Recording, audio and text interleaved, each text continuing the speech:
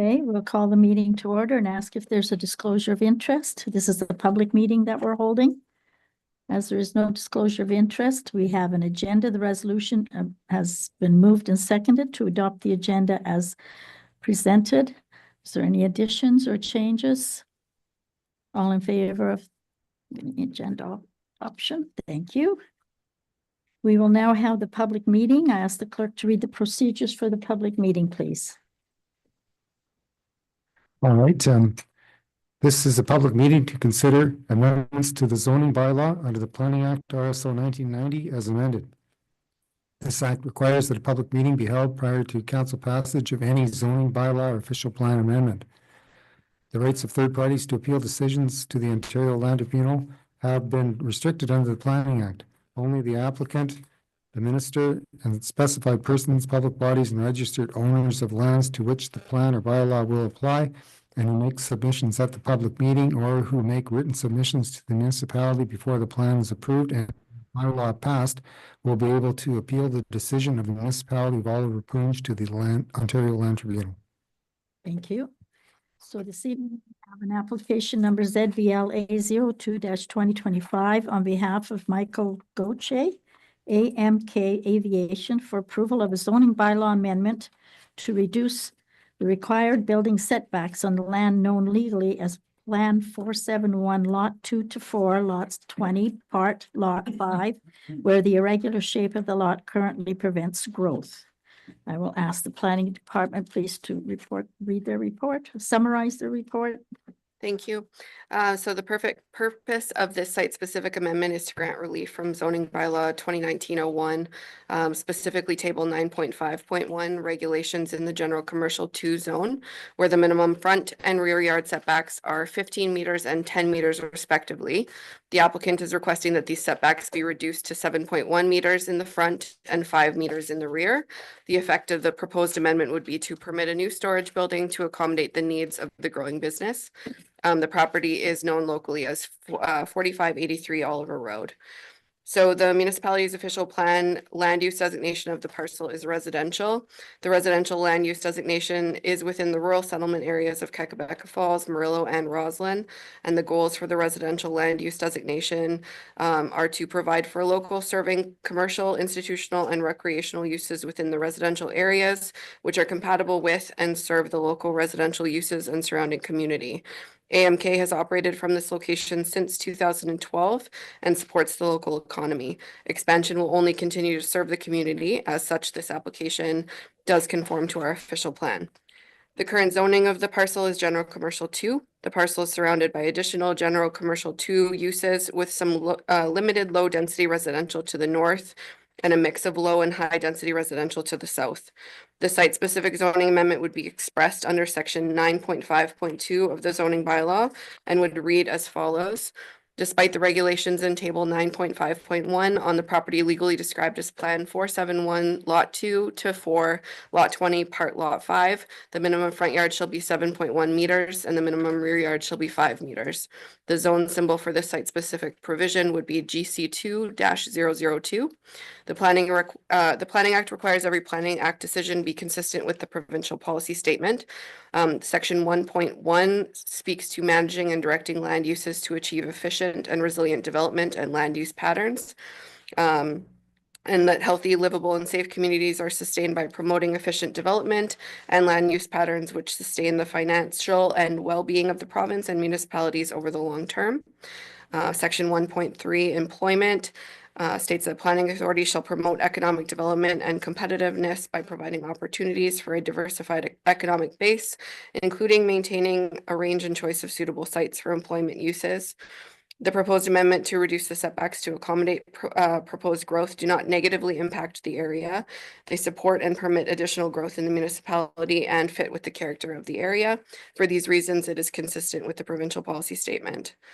We received agency comments from the Ministry of Mines that didn't state any notable concerns, and the Lakehead Region Conservation Authority that stated that they have no objections with the application. So based on a review of all the policy documents, the proposed zoning amendment does conform to our official plan. The reduced side and rear yard setbacks will not cause the parcel to look out of place or adversely affect neighboring properties. And the notice of the statutory public meeting was done by posting the notice on the subject property, along with a mail out to neighbors within 120 meters of the property.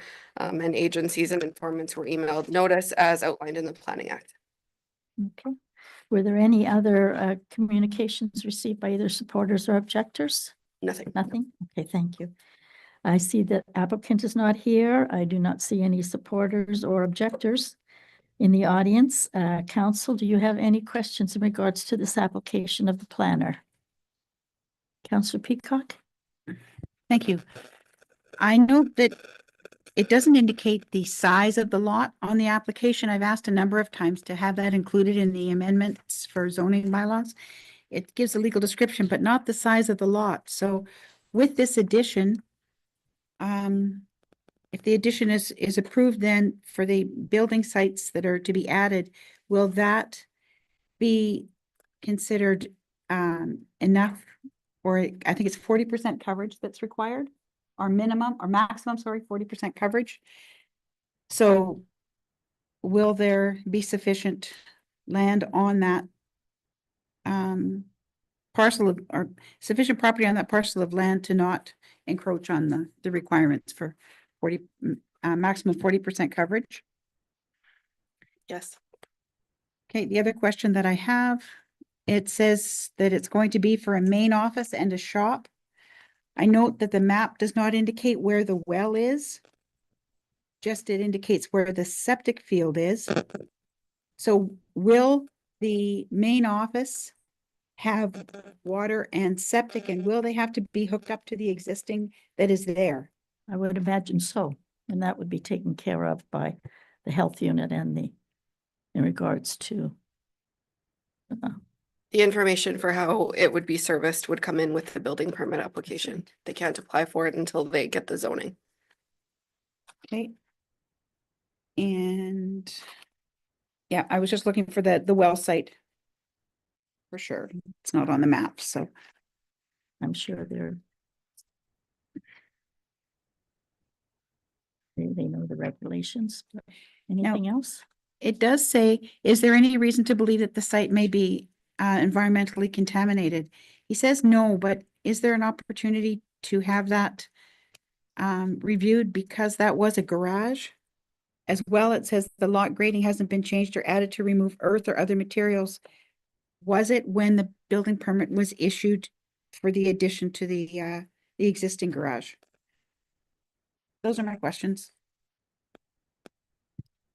Alan? Yes, if I may answer that second question, when Mr. Wassenaar owned that property in the Baxendale, before that, there was contaminated soil. And in order for these people to buy it, I forget how many thousands of dollars they had to Lots. spend, and they had a clear title to it, otherwise these people wouldn't have bought it. It was removed and new soil was brought in. Yeah, they had to have it cleaned up, or I guess they couldn't get a mortgage, you see, so it had to be cleaned up, and it cost Mr. Wassenaar quite a bit of money, but that's how things It was are, a you very see. big hole. Yes. Yeah, and you'll remember that, you guys all know Yes. that, so that, and then they got the clearance certificate. Yeah. Okay, Are there any other questions of the planner in regards to this application? As there is none, we will be considering the bylaw later in the evening. I have a resolution adjourning the meeting, the time being 5:09 p.m. All in favor, opposed? Okay. We will now go into our regular meeting.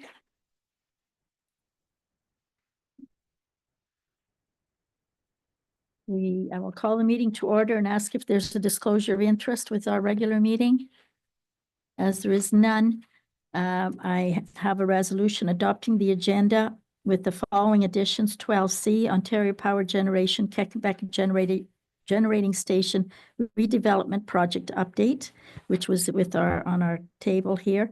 And also I asked the permission of the council to move the deputation forward to number 4 and the presentation back to number 5, as the deputation is limited to 10 minutes and the presentation can be longer than that. So if Council's okay with that. The resolution's been moved and seconded. All in favor? Opposed? Carried. So I see Mr. Day is here.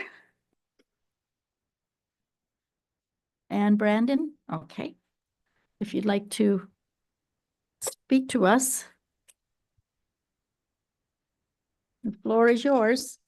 Okay, great. Thank you. Hopefully everybody can see me and hear me. I know the last time I spoke to you, we had a little bit of a technical difficulty there. Hopefully we can get to this time. Everybody can hear us? Yes. Great. Super. Just thank you to members of council for taking the time today for our this deputation. I'm joined by Brendan Blotnicki. He's the manager of trail development and volunteers with TransCanada Trail.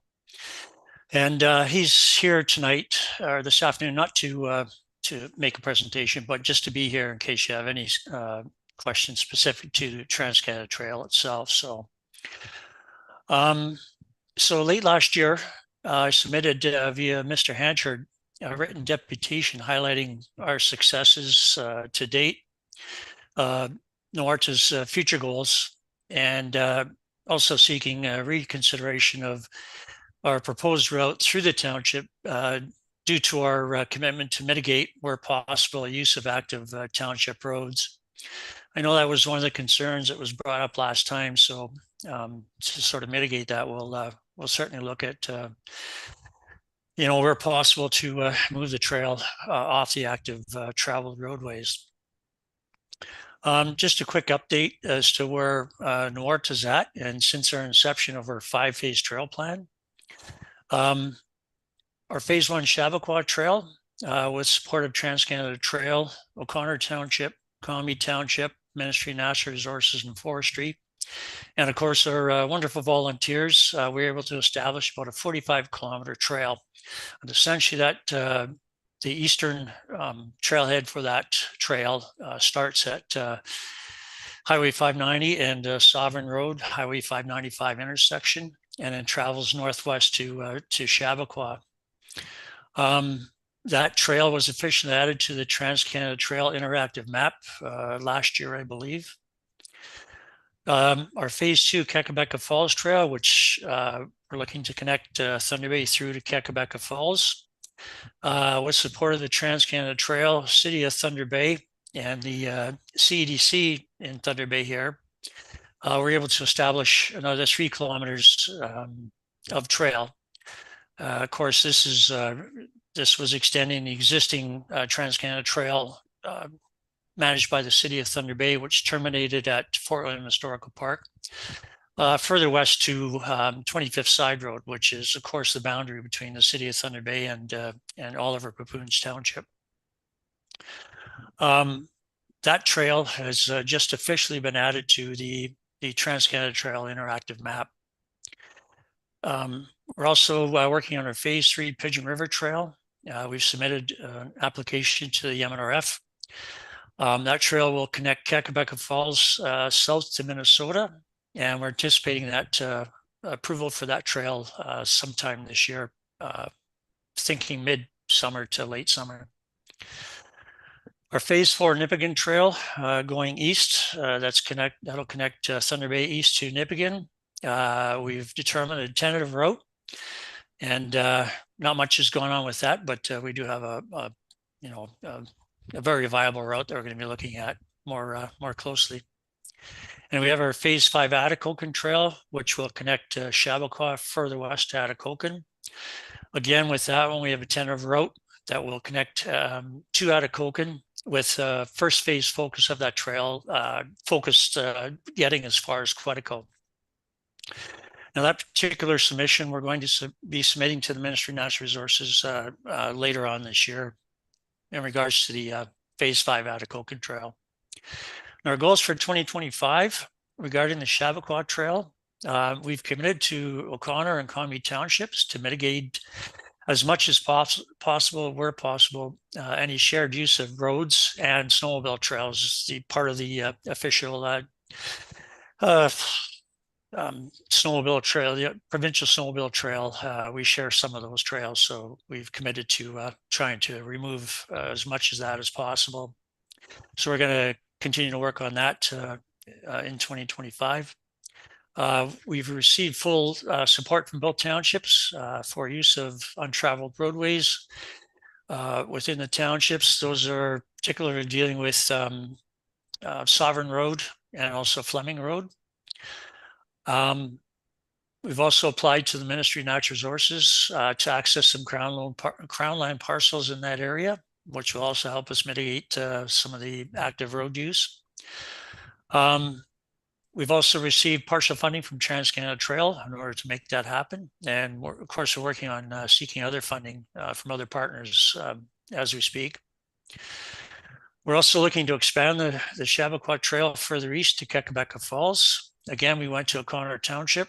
They granted us access via Garbett Road, Hullamaga Road, and Luckins Road. And of course, the untraveled right-of-ways along those roadways. And again, we're committed to, where possible, to mitigate shared road use. We've also applied to the Ministry of Natural Resources for application for access to Crown land in those areas. There's a couple parcels that we can latch onto and get us from Highway 590 right to Luckins Road. We're also committed to continuing work on the Kekabeka Falls Trail. We're looking to secure an approved connection between Thunder Bay and Kekabeka Falls. And of course, that's the reason I'm here tonight making this deputation to you. Our preference continues to be access through the via the Rosin Road, Hearthstone Road, and Luckins Road. And the reason for that is we've looked at a bunch of different options, and this one, because of speed, sight lines, and that sort of thing, it's, in our estimation, it's one of the best and safest options. We just recently got approval from Lakehead University to access their Hogarth Plantation property, which is adjacent to 25th Side Road and also Whitewater Drive. And with that, we're going to be designating the trails the existing trails on that property as part of the Trans-Canada Trail system. And they will, of course, be added to Trans-Canada Trail interactive map. We also reached out to King George Park Incorporated. They own properties further west from there, from the Hogarth Plantation, right to Highway 130. And if we can get them on board, we'll have mitigated roughly about 2 kilometers of use of Rosin Road from 25th Side Road to Highway 130. We were also approached. We did a public information session in O'Connor Township, and we had a landowner who lives in Oliver Papoons Township approach us, and they have offered to potentially allowing us access to their property. There's a hydro corridor that goes through their property. And where that is, it's kind of ideally situated in our perspective, because right where Luckins Road starts to climb as it's heading west towards Kekabeka, it gets into that knotty, twisty section of roadway. With that, plus the Crownland parcels that are there, we'll be able to mitigate that whole section. So that definitely takes care of another issue that was brought up by council, and of course is an issue with us as well. We've our proposal here tonight is similar to what the proposals we submitted to O'Connor and Comrie Townships. That would be to commit to mitigate use of traveled portions of roadways via public lands, private lands, any road utility right-of-ways where possible and feasible. I know the other concern from council has been the Hearthstone Bridge. And while we don't have anything concrete, we have discussed with Brendan about the potential for possibly securing funding to provide a designated pedestrian crossing over the Cam River Bridge. I'm not going to sit here tonight and say that's a definite, but that certainly is something we can work towards and sort of mitigate that concern. The other concern that was discussed was the insurance liability. O'Connor Township, Commie Township, City of Thunder Bay, Ministry of Natural Resources and Forestry, and just recently Lakehead University. They've all reviewed and accepted our commercial general liability policy that we hold through Hike, Ontario. Excuse me. All have been added as name co-insureds at no cost to them. And we would do that similarly with Oliver Papunj, add the township to our $5 million insurance CGL policy if we were granted permission. Just a quick note on the liability. Way back when Thunder Bay Adventure Trails, the Snowmobile Club started up, I was part of that group. I started off finding trails, and then well, 14 years. I was there for about 14 years. 7 of those years I spent as president of the club. If you can imagine, we had unfortunately several fatalities. Not double digits, but it was getting up there. And to my knowledge, no lawsuit was ever successful. No landowners, no public entities were ever involved or had to go it alone in the event of a lawsuit. All that was taken care of by our insurer, and the policy we have through Hike, Ontario is very similar in nature to that. So that's just my experience from being involved with a trail organization in the past. We'd also be willing to endorse the memorandum of understanding, memorandum of agreement, similar in nature to the other signatories that we have, as mentioned, as mentioned above. If council were to grant what we would be seeking from council and from staff would be, we would require a support letter indicating approval of the route. We would need that for trail registration and also for funding. Without the support letter from the municipalities, the funding and the registration just won't be possible. We'd also be looking for assistance with verifying public lands and corridors. My understanding is there's some sections of the old PD rail line along there. And if we get access to some of those corridors that are still public domain, then that would be awesome. And of course, we'd also be looking for assistance in contacting private landowners. So what we've done in the past, and what we did with Thunder Bay Adventure Trails, we put a package together. We took it to the municipal office, included a self-addressed envelope, all the information with consent forms. The municipality took, and all the stamps and everything were included. They just wrote out, the address and everything on it and mailed it off to the landowner, and then we just waited for a response via the self-addressed stamped envelope from the landowner. Those are some of the main things that we'd be looking for from council. In closing, as we progress with this very ambitious but doable plan, the missing link right now is Oliver Papunj.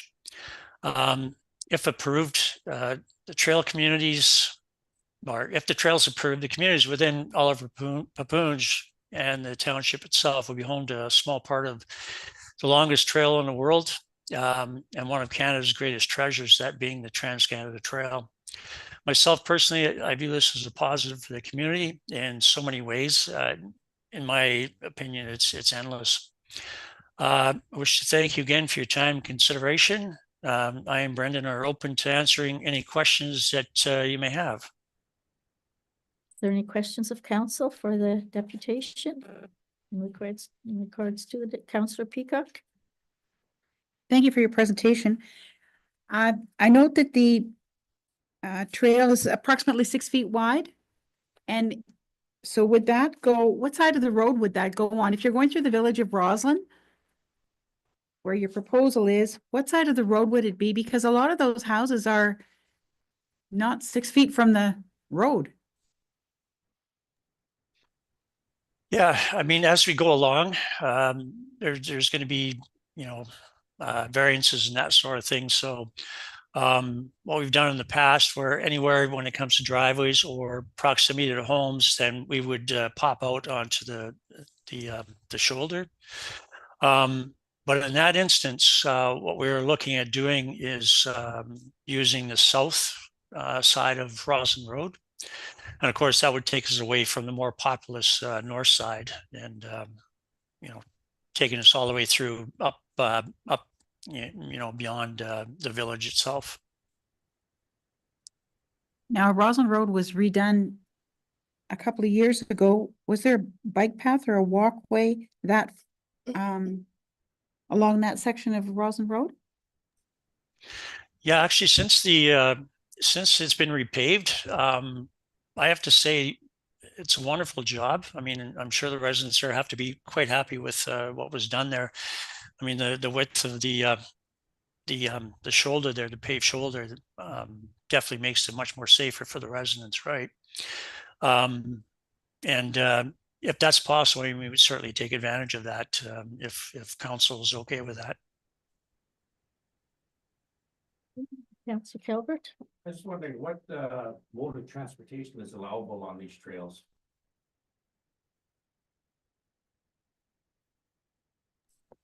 I'm sorry, I didn't hear that. Yes, I was wondering what mode of transportation is allowed on these trails. So from our perspective, our trails are geared towards hiking. We also, anytime we construct trails, they're always geared to permit that. There's also the potential in areas where mountain biking can also be a part of the trail system. Everything is non-motorized, but ultimately it's up to the municipality to decide, what the trails, how they're designated in terms of other users. The trail that we just built along Broadway Avenue in the city of Thunder Bay is designated as a hiking, snowshoeing, backcountry skiing, mountain bike trail. And it's also designated as non-motorized. So, but that's entirely up to, the municipality to determine. Excuse me, if that's up to the municipality to determine, is it then the responsibility of the municipality to police that part of trail? I suppose if council, the municipality were to put a no motorized restriction on it, then I would assume so. I'm really not sure. I'm just thinking of in the winter, you have snow machines and so on, and we do have some concern with them already, just on being on our roads. So, okay, my question was answered. Anything else? Any other questions? Councillor Peacock? Just one further question, perhaps for the Director of Operations. Does the water system line run on that south side?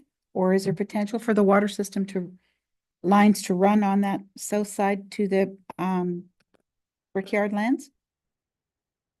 And will that be affected by potential for a trail? Through the chair, any development that would be on the south side of the road would have to have servicing on the south side of the road. Any potential development in that area would have servicing. If it was on the Roslyn Village system, would have to run east-west on the south side of the road. Okay. Any other questions, Councillor Viss? Yes, the last time you came and made this presentation, we turned it over to our staff, and staff checked into our legal liabilities on this. And at that time, the report back to council was it was probably not a good idea legally to approve this. And as of today, I've not heard any different from staff that would make me change my mind. They would have to tell me that through the legal system that it's okay for us to do. So at that time, so that's where I'm at for now. I haven't heard anything different that would be positive. Okay. If there's no further questions, we're not going to make a decision on this right now. It will come back to council when administration gives us a report on it, but we do thank you very much for coming this evening and for making the report, and hopefully you'll hear something from us in the very near future. Thank you very much. Okay, thank you. Thank you very much. Okay, Thank you for inviting us, everyone. And if Yes. anyone has any specific questions about Trans-Canada Trail, I'm very much open. You can just reach out to Len. He'll provide you with my contact information, and I'd be happy to have a phone call or a Teams chat or anything like that to discuss thank you very Trans-Canada. much, Brandon. It's much appreciated. No problem. Have a good night, everyone. Sorry, you too. Okay, the next item we have is our presentation. It's the hydrogeological evaluation of the Cooper Vibert Industrial Park, and we do have the report with us that we've received. And we have the engineer also who is here to answer any questions we may have on that project.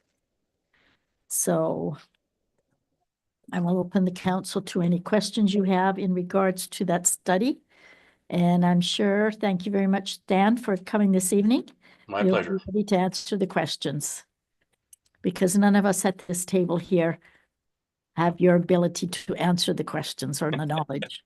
Happy to answer any questions. Good. Okay, any questions in regards to the study?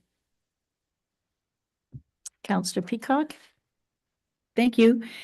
I note on page 16, it says that the information with regard to precipitation is gathered from a period from 1971 to 2000. Is there a reason why that data is 25 years old for this project? Through the chair to Councillor Peacock, that's a normal. Basically, it's a climate normal. It's not the actual today's precipitation, but it's what's called a climate normal that's generated over a period of 25 years, and we rely on Environment Canada to create those normals. And I think I just know that for that particular station, the normal has been set for 71 through to 2000. Some of the newer ones come up to 2010, but that particular station, when I looked for the climate normal, it was that period. So it's not really saying that we're relying on that old data that's kind of outdated, but we're relying on it as this is what you can expect to have from a year to year that's averaged kind of over a 25-year period. So you're right in that if climate change is happening, we may be off a little bit, but unfortunately I do not generate those climate normals myself. I do rely on Environment Canada to keep those up to date. Our Conservation Authority met, and in our minutes from the meeting, it indicates that our area is still a level 1 low water area. So climate change is real, and I think we have to be mindful of that. Okay, any other questions? Councillor Viss? Yes, I do. Am I on? Yes, you're. Yeah. Anyway, on page 19, and this is my point here, what I've been getting at, your water tables on your water testing on the 3 wells are excellent. The recovery is good. That's no problem at all. But the point is, when you have a large bog that's so many acres, and you look at the evaporation, and look at what happens there when you look at that. On pre-development, only 27.010, versus once you get to post-development, you're now at the runoff 284,309. So how long do you think you're going to continue to do that as you get more and more development? They can't build in the bog. They have to dig that out. If you drive down Vibert Road now, you'll see where the railroad went through, they went up about 15 feet to build it that high. The mill, all I could see is the entrance in it. They're about 5 feet higher than the bog to get in. So as you develop these other 17 lots and you start pulling all this bog, what's going to retain this water? You're not going to have that in those wells anymore, because that is an area of what, 40 hectares? That's a tremendous amount of area that contains the water that absorbs it. Once you remove that and start paving, yes, you're saying you run off the roof, but they're gonna have drainage dishes in there. You can't just have that and have that building. So this is where I think in a couple of years, you're going to drain that whole area in the Rosa situation.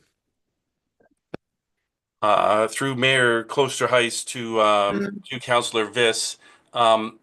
I've only been on the site for a week, and in that period, I drove around the majority of the site, and all of it was fill or sand and gravel already, and the bog, the Arthur Bog, is a little bit to the north and the west of the development area. I don't believe that they are actually developing, and they would not be allowed to develop in the bog itself. So I appreciate that bogs do have a tremendous amount of storage capacity, but in fact, so does the sand and gravel. And the thing that surprised me at this site was these shallow wells are completed in a tremendous aquifer, like you said, and it has an unbelievable amount of storage. I pumped one of these this well for 9 hours at 300 liters a minute and pumped it into that lagoon and hardly changed the water level at all. And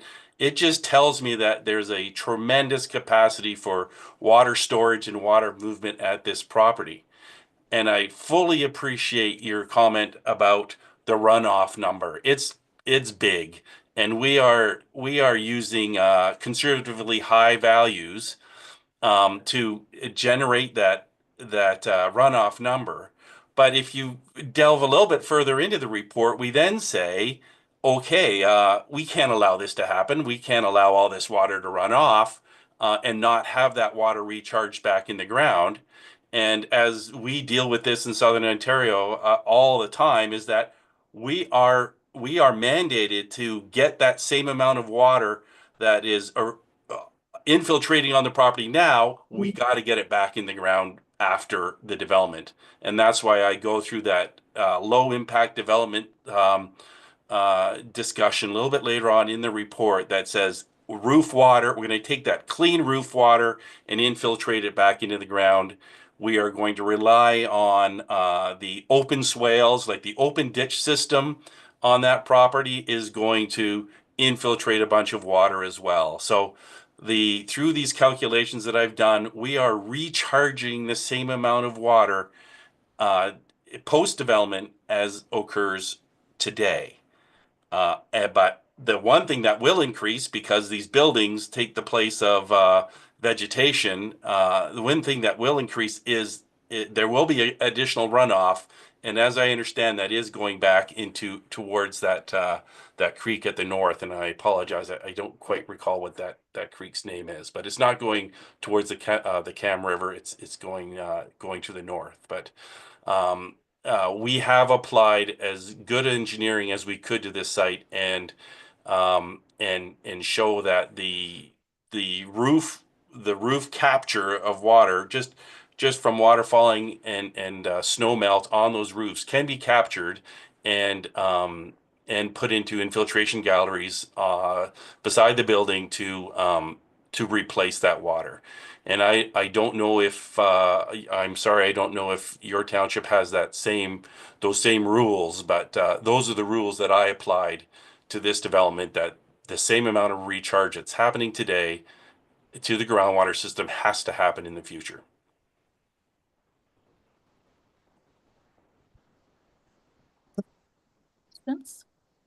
If anyone, Councillor Peacock? Thank you again. Did you have an opportunity to read the environmental impact report that was also on our website pertaining to this subdivision? I apologize, Councillor Peacock. I did not go through that environmental assessment report. Okay, on the application, it indicates that there is potential for brownfield contamination. I believe it's lot 17 that is the issue. But within that environmental impact report, it says that no construction should be allowed within the environmental protection zone wetlands, sorry, it's on the north edge of lot 12. And as well, adequate drainage should be constructed to channel surface water south to the CN rail and existing drainage infrastructure. So without knowing what type of businesses and construction, whether it be light or heavy industrial, is going to happen in that property, it's really difficult to make a decision as to what can be allowed as far as drainage. We could have water,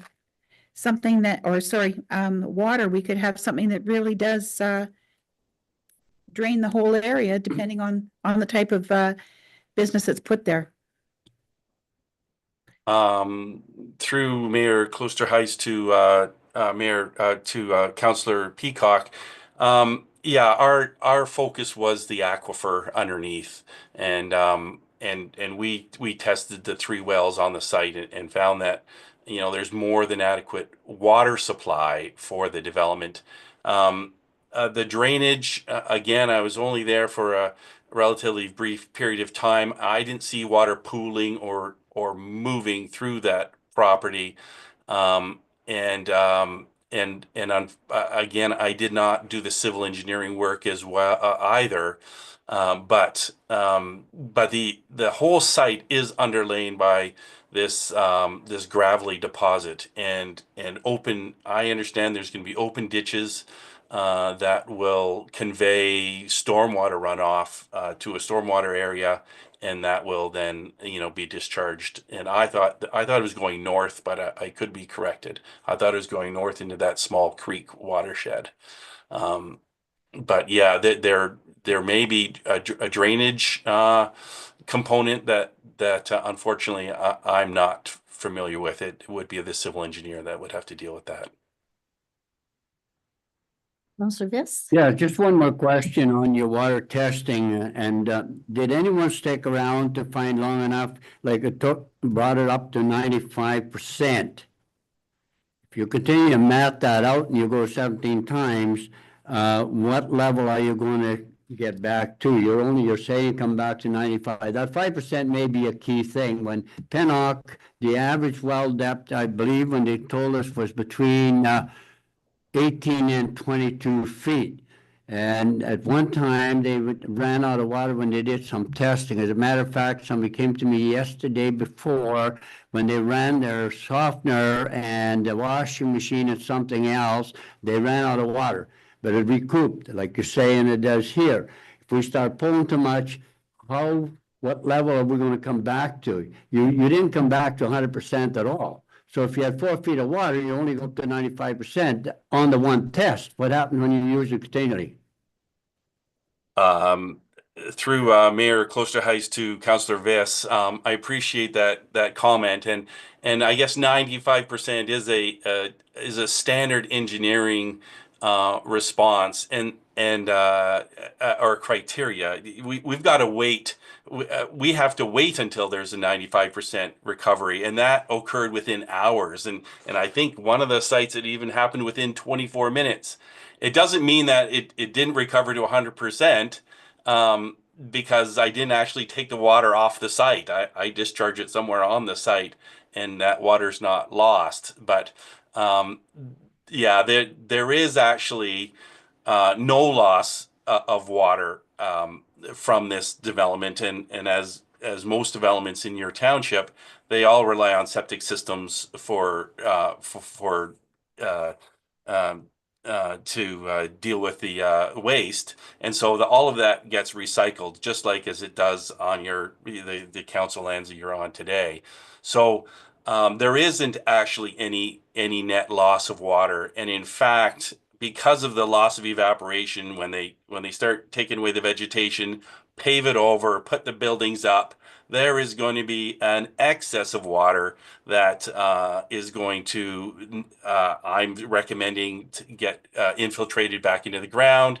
There's going to be an open ditch system that is going to also infiltrate water. So there is, in my mind, and in an engineering sense, no possible way that we are going to interfere with anybody's water offsite. And in fact, I was I'm in my report, I clearly state that there's not going to be any interference within the lots that are going to be sold of the 17 lots.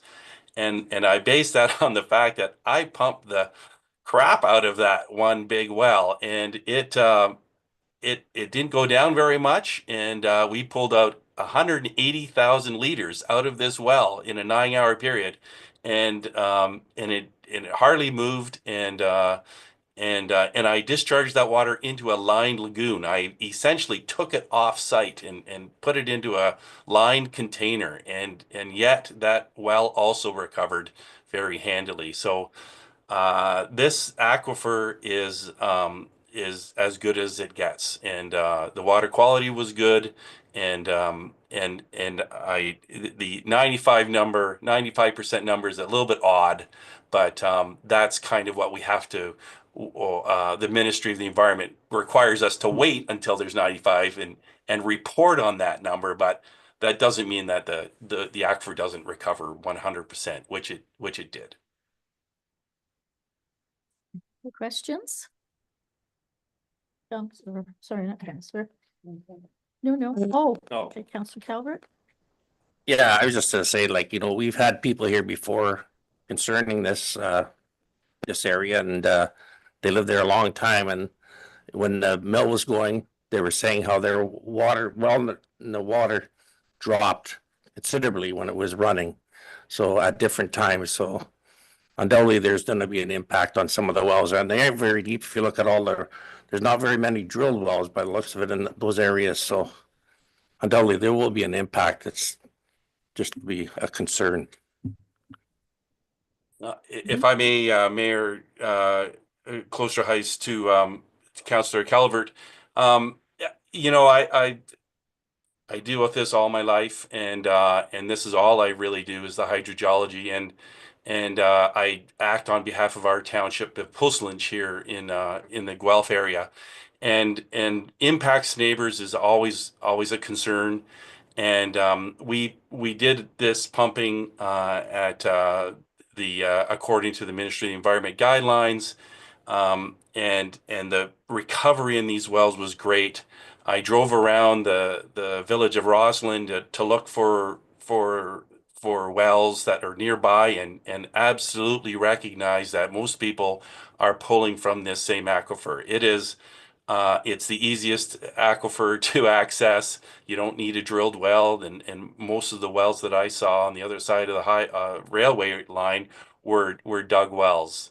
And that's why we did that additional analysis for the closest well to those residents. It was in lot 10 on this development, and we did that calculation, and just as a conservative estimate, we came up with a 10-centimeter water level change after a year of pumping from one of these wells. So that'll never happen. People, the industry's people are gonna come and work for the day, go the weekend, it's gonna recover. So you'll never see that kind of an impact. And so we're looking at 10 centimeters over a full year of pumping water out of this well. And I appreciate your concern, but again, there is no loss of water from this site. We are not exporting water from this site in any way, shape, or form, because it's gonna be recycled, and we're generating excess water because of the paving over of the roads, the rooftops, the parking lots. So all of this generates water in a way that will have to be dealt with, and there is going to be an excess of water. I did hear from my client that there was some concern about water taking and impacts on the neighbors, and I did my study with that in mind, and I stamped this report with all of the authority that I have, and will clearly state that there will be no impact on anybody's well. Any other Councillor Biss? Yeah, just one for clarification. I just want for own information. I don't quite understand it all, and you're the man to talk to me. But if you looked at well A, you're down 6.29 meters, and then 4.97 and 3.5. Okay, now then if you look at the analytical, there's the coliform only in B and C and not in A. What does the depth have to do with that? Oh, sorry, through to Councillor Viss, through Mayor Klosterhuis. No, the depth doesn't have anything to do with it. That well A is the one that is being used for the styrofoam folks that are there today, and also for my clients' use as well. So the other wells were unused. They have probably haven't been used in a year or two. And through that disuse, there is the coliforms were present, and they need to be shock chlorinated in order to bring them back up to use. So yeah, I'm sorry, the depth does not have anything to do with the presence or absence of the coliforms in these wells. Thank you for that. The only thing is, are you telling me these 3 wells have been there for years? Yes, Councillor Viss, they were not in very good shape, in fact, and so but they have been used. All of them had pumps in them already, and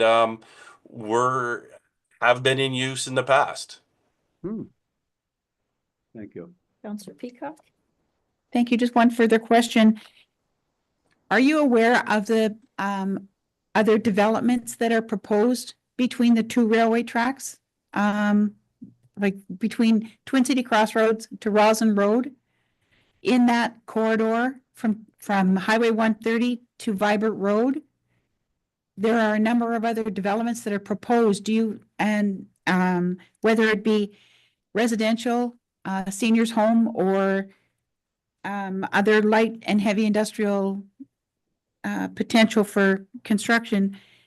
Do you feel that there'll be any impact to any other developments, or do you review any of the other hydrogeological studies that have been done for those projects?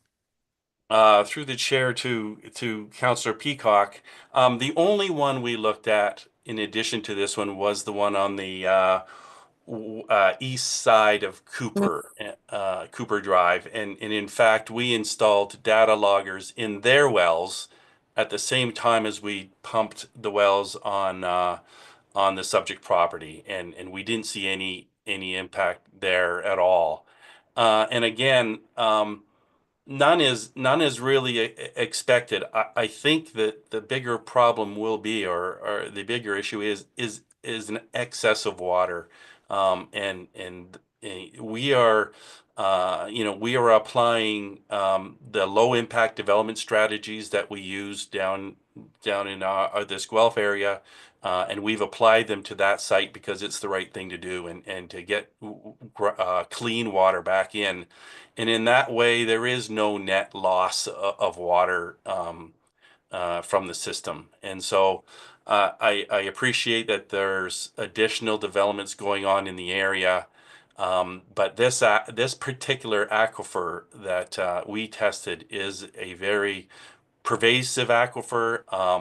It extends from to the east through that other development, that Cooper Road development. I suspect it does travel underneath the Arthur Bog, and then it also is responsible for the water supply in the village of Roslyn. So it's a large aquifer, and there's a substantial amount of recharge that happens naturally from precipitation. And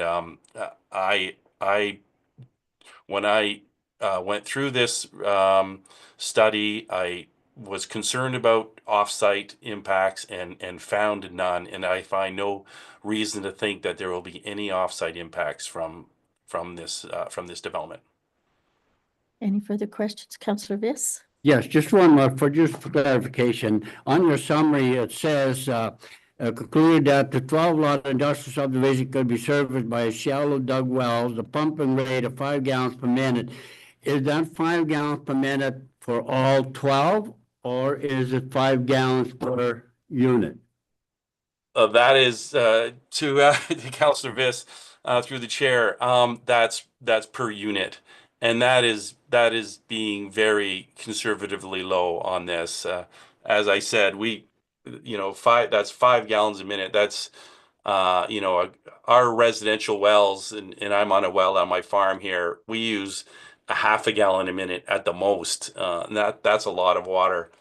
But again, I'm just looking for my pumping test data here.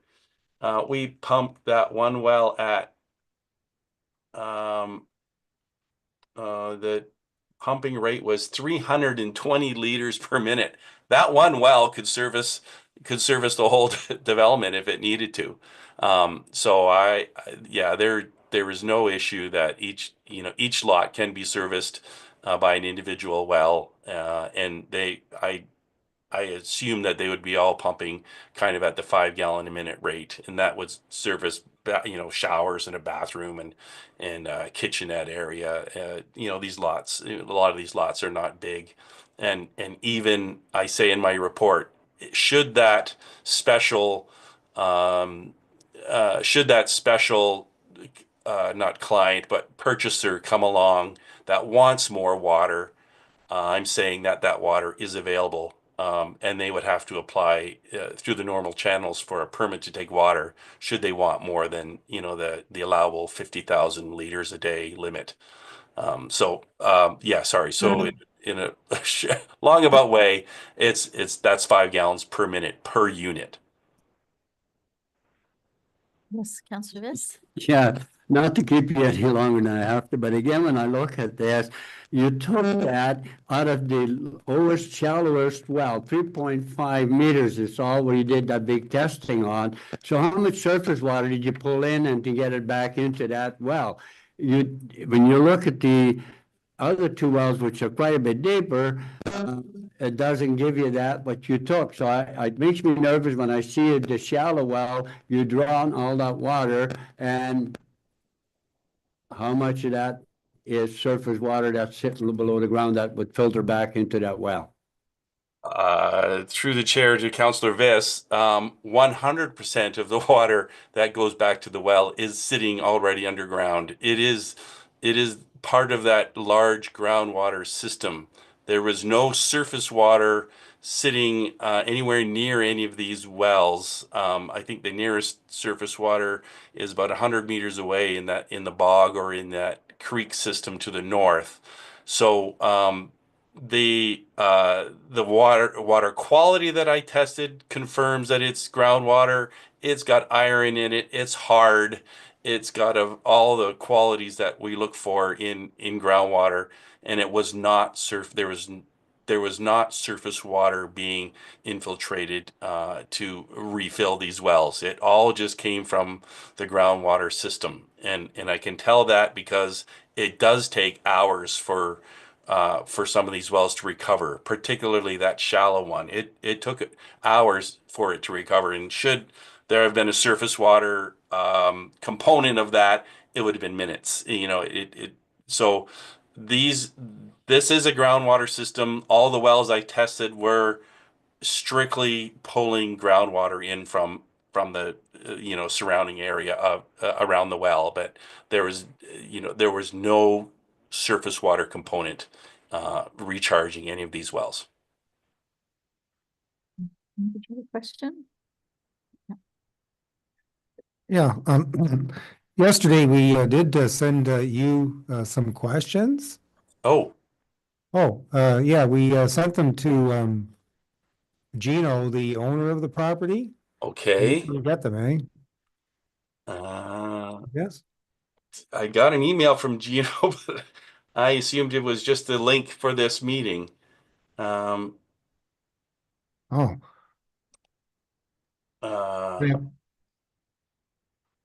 Is Gino available? I don't know. In any event, since we have an opportunity to talk with you, I wanted to ask you these 4 questions I had. Sure. Yeah. So, anyways, I'm familiar with the D55 guideline, and I was looking at that for a property of this size, 68.9 hectares. I calculated you need 7 test wells. So I'm wondering why there was 3 used. Yeah, through the mayor to to the clerk Hanchard.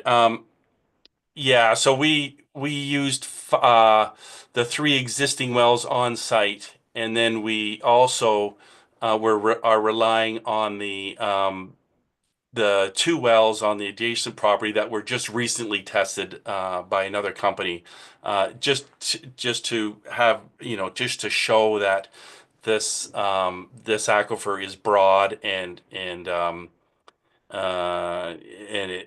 it is extensive, and so the 7 I when I did my calculation, I thought it was only 5 wells that we needed. I think that I would have to go through that again, Mr. Hanchard, to see, but I thought that the 17 lots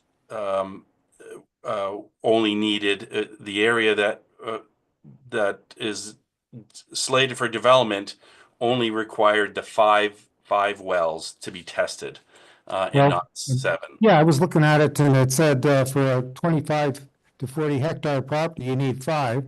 And then for every 20 additional hectares, you need another well. So you'd get, there's 68.9 there. So you've got 5 plus another one, 6. Plus, if you round it up, you get 7. If you round it down, you get 6. But that's developable land. Is that whole piece developable? I don't know. I'm just looking at what it says in the guideline is the size of the property. It doesn't differentiate whether it's developable or not. It's just 68.9 hectares, eh? So Right, yeah. 69 acres. Through that's what it says in the application, 68.9 hectares. Is that true? But it's a hectare. It's 68.9 hectares, of which 53.7 are designated for employment and access lands. You're right. This is all bog. Okay, any other questions? Yeah, I do have a few more questions.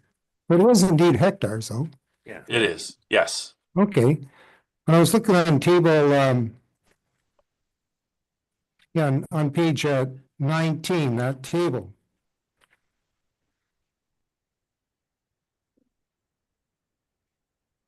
So I understand where you get the, 68.9 hectares and the 712 millimeters, you get that cubic meter amount there, 490,568. The pre-development summary, though, if you add up all of the 3 columns, you get 444,000 approximately. But the post-development summary adds up to the total of 490,568.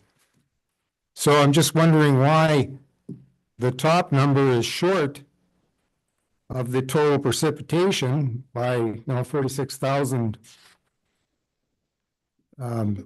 meters cubed. But the post-development summary does add up to the 490,568.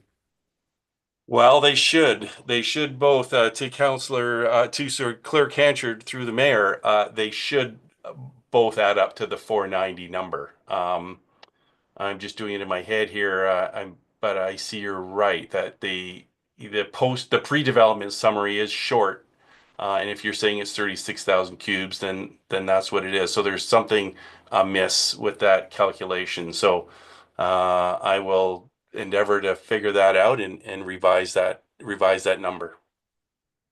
Thank you. And I also wanted to ask you about page 20. So this figure then, if the figure from page 9 then is affected by this issue with the runoff, I should say the totals, but minus 72,184, it's carried over to table 10. So it's in there as well, the second bottom line. So that number would be adjusted, right? But with regard to table 10, I was looking at that and I see this thing about the rooftops. The idea is multiplying the precipitation of 712 times the area of the rooftops times an 80% factor. But when I was looking on the pages about how you deal with the precipitation, there's of the 712 millimeters on page 17, it says that most of that is lost to evapotranspiration, and all you get is 218, and then that kind of sits on the ground, I guess. So when you're calculating the roof amount, why is it not 13.55 times 80%? This is on page 20 times 218. Right. Through the mayor to Mr. Hanchard, that 218 is the number for a vegetated surface. That's the difference, is that there's a lot of evaporation and evapotranspiration from a vegetated surface because of the root system and the leaves, and it allows all that water to leave. But on a roof system, the vast majority of that water isn't sitting there pooling and evaporating. It's running off through the roof leader system, and that 80% number is just a typical engineering number that we use to and you lose about 20%. You lose about 20% of that precipitation to evaporation, but 80% of it hits your roof and starts to run off. You just don't during a rainstorm, when you look at your roof and your eaves, once it starts raining, it's running off and it's going somewhere. And what we're going to do is capture some of that and put it back in the ground. But that's why that number is a little different. Okay, the last question I have is in the section 4.3 of that D55 guideline, it says that the consultants are supposed to look at the impacts on other properties and what's the long-term safe yield of the aquifer, et cetera. And when I was reading through the report, I didn't see a lot of discussion about the impacts on other properties. And this evening, you've mentioned a bit about, you looked at the well to the property to the east, but it's I don't see it kind of like written up in here, those types of things. Like this evening, when you were talking about the well that you got from the industrial proposed light industrial property to the east there. I remember another hydrogeological study that the groundwater moves southwest. So there, when you're pumping at this property, I don't see how it would affect something that's upstream like. But then downstream, what about those properties? I'm just kind of wondering, I'm not a hydrogeologist, just wondering how it all fits together. I didn't see in this, in the report, much discussion about the flow of the water in general and other properties besides the one that's right to the east of this one. So to Mr. Hanchard through the mayor. So if you look at section 5.2, we have a whole section on groundwater quantity and potential interference with supply wells. And we do an exercise there where we looked at the lot 10, which is located in up against the railway line, and it is the nearest lot to the neighboring properties. And I measured that to be about I think it was 175 meters to the nearest residential well from that lot 10 well. And then we go through an exercise using engineering principles that if we pump this well continuously for 365 days, we would have that 4-inch or 10-centimeter impact on that nearest well. And that does not even account for the return of water through the septic system back into the aquifer. So we did actually consider that and provide that analysis in section 5.2. Again, up gradient of this site is the Arthur Bog. There's going to be lots of water generated there, and moving through towards the south, towards the southeast, I think it is where this water is going. So residents on the other side of the railway line are down gradient, and that's why we did this. We took the effort and did the analysis we did in section 5.2, which says, yeah, if you pump the well continuously for a year, there's a four-inch change in the nearest well, and we'll never pump 365 days, and we will put the water back in the ground through the septic system. So again, I've gone through this and considered the potential impacts on neighbors' wells, and am happy to, to have that conclusion and have that in the report that we will not be interfering with anybody's water supply. Where exactly is lot 10? Like, it's not I don't think I can share, if I can share my screen, or if you go to the appendix A, sorry, with the site plan, lot 10 is in the very bottom of this subject lands up against the railway right of way.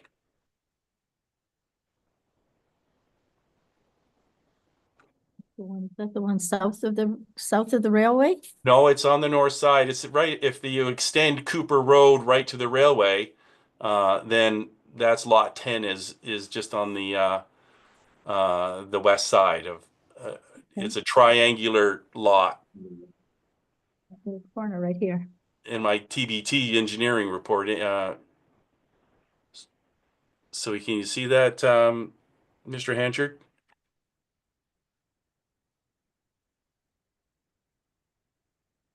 Well, I don't see any map labeled with lot 10 on it. No. No, it's right here in the corner, right by the railway track. It's not out yet. It hasn't been surveyed, but it's right here. That's in our appendix A.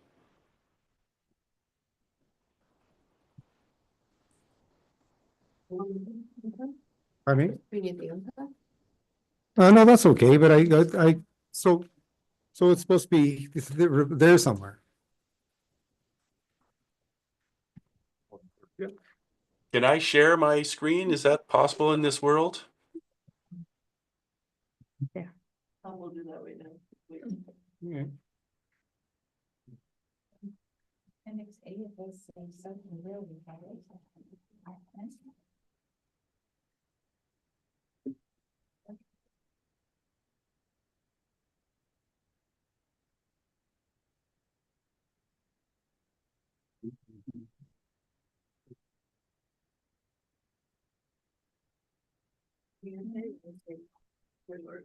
What's this here? Push the red button. And then you'll be able to- Here's the wells here. Two of them here, one there. 13, 14.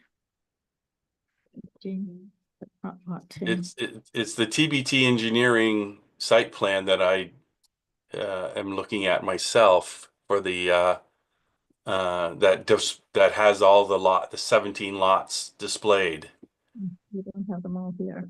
and that's in our These are here. appendix A. Right here, too. Lot 11, here's lot 10. Figure 10, Wayne, shows you well test locations. Appendix A. Figure 10. Well, C, B, and A. Keep going, right next page. Wait, next page. No, this way. This way.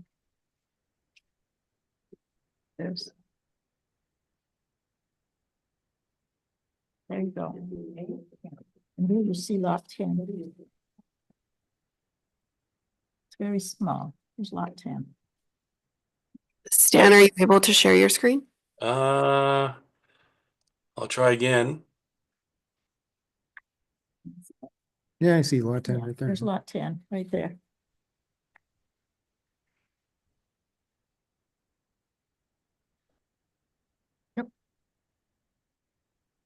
Oh, There it is. So that's am I sharing? Yes. Yeah, so lot 10, if you can see my cursor here, lot 10 is right up against the railway right of way, and then lot 6 is the house that's nearest with a well, and that's the distance of 175 meters We got where I this did the right here. analysis. Yeah, that's the one. I think that's the one that always has water in the back of its yard. by the tracks. No, we don't have this one. Water problem. No, we don't have a deficit of water problems there. No. Yeah. Is that other lot is right? You know, the one we had problems with and looked at? That's the one on the other side of the tracks. Yeah, again, through the mayor to Councillor Calvert, I think the issue will be excessive water, not an absence of water at this site, and through development, and the civil engineers will have to deal with that through the culverting, the drainage system. Yeah, mine was just a point that was brought up during a meeting. Their concern was when the McMillan Bodell was running, that they had issues with their wells. So it's the same site, nothing's changed. But That's the all I'll lot- say. that business was run 24/7. Yeah. Yeah. Councillor Campoff? So I think from a discussion I had with someone at one point in time, just to maybe shed a little bit of light on Councillor Calvert's concerns. They have the lined pond, which I believe you were using for one of your well tests. I believe the way it was explained to me by someone who was formerly employed on that property, I believe they had issues that were related to when they filled that lined pond. They pumped groundwater into the pond for fire suppression, so they'd have and that's when they had issues with the neighboring wells, which is something that happened it wasn't an ongoing thing. It happened once, or it happened twice, or whatever it happened. But that's my understanding of it anyways. Okay, was there any further questions? Councillor Peacock? Thank you. With regard to the water quality test results, do you find that like a few years ago, there was a substantial fire in that the building that is existing there? Do you find that there's any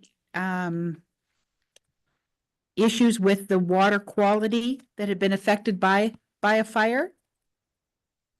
And the possible runoff from the fire? Councillor Peacock, yeah, I tested, traditional water quality samples, as you would for a household well, and I am fully aware that there was a major fire there, and two of the wells are not that far from that fire area. In fact, my client was there digging away and trying to still deal with some of the outfall from that fire. But we do not see any impact on the groundwater system from the fire itself, or from previous use of the property. We did not do a fully comprehensive water samples, and I'm not sure if a phase 1 or 2 has been done at the property, but there's no indication to us from the water quality that there is an issue with the groundwater, other than having high iron, but that's not uncommon. Hardness was high, and that needs to go through a water softener.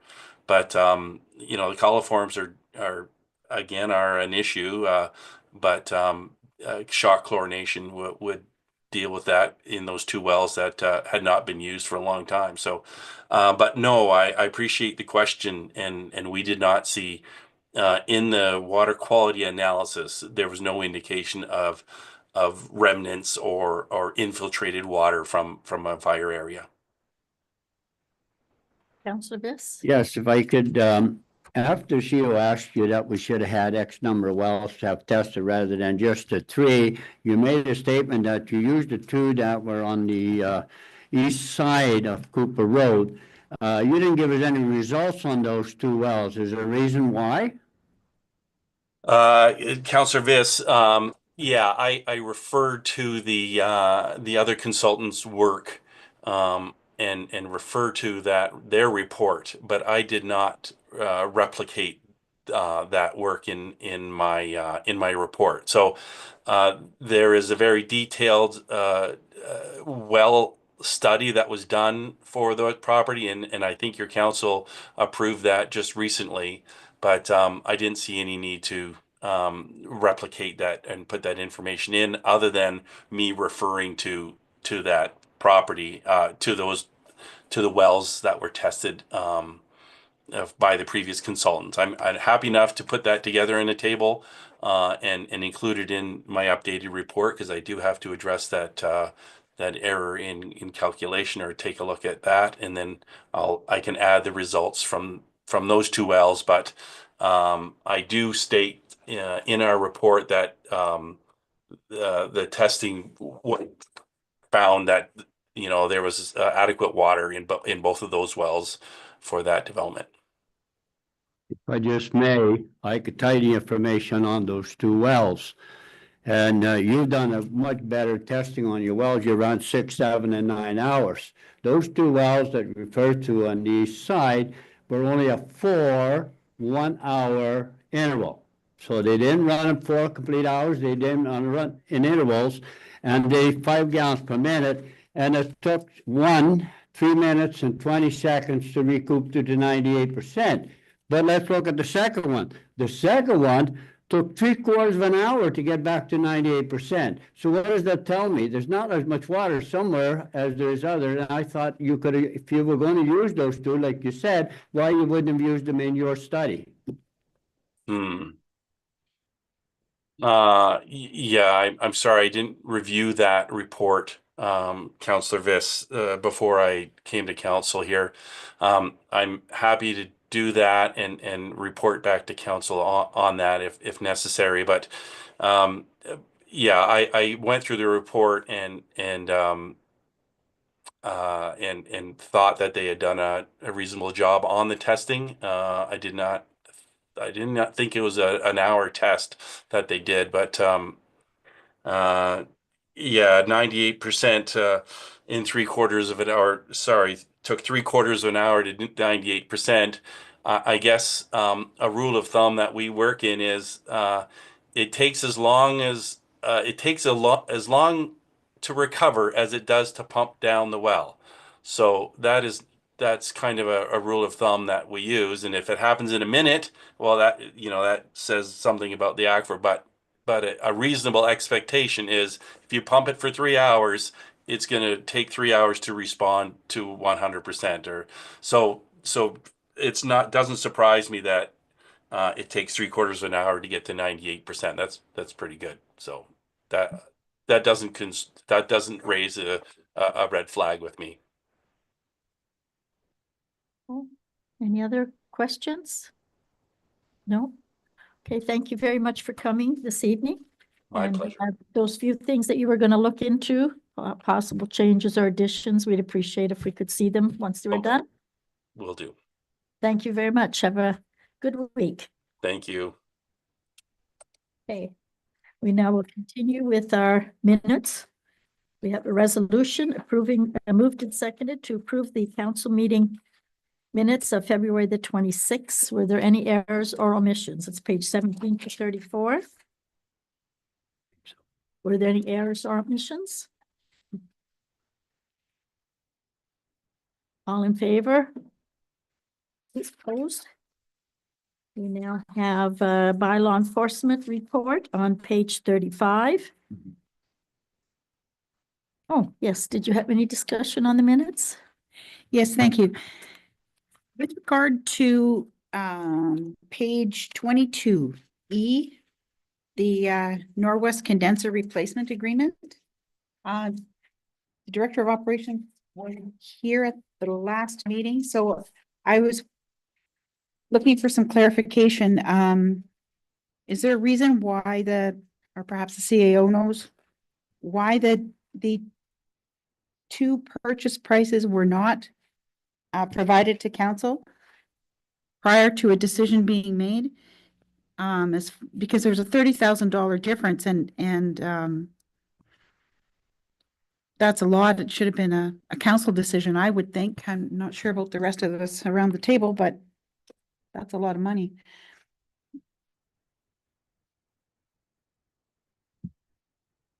From anybody? Well, we had the report at the meeting that said we needed to go ahead with this project. And after the meeting, Chris had taken a look at the paper, and as it said in the report, just thought that it would be better to get the higher capacity unit So we won't have to run the water in August, during warmer times. So that's how that decision got made.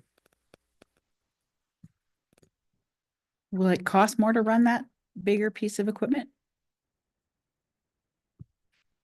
No, we need it to have that arena open. And if we hadn't passed this resolution at this time, it would have delayed receiving the equipment, which has to be put in during the summer months. If we delay long enough, then we'll have the arena closed in September because there's no ice. It hasn't been completed. So will the additional work that's required for the project be done through an RFQ or RFT as per the procurement bylaw? And not just given to someone, as the report said, when it was convenient for them to be around? Through the chair, I reviewed the minutes of the meeting, the last meeting when I wasn't present. I believe these questions have been asked and answered. Okay.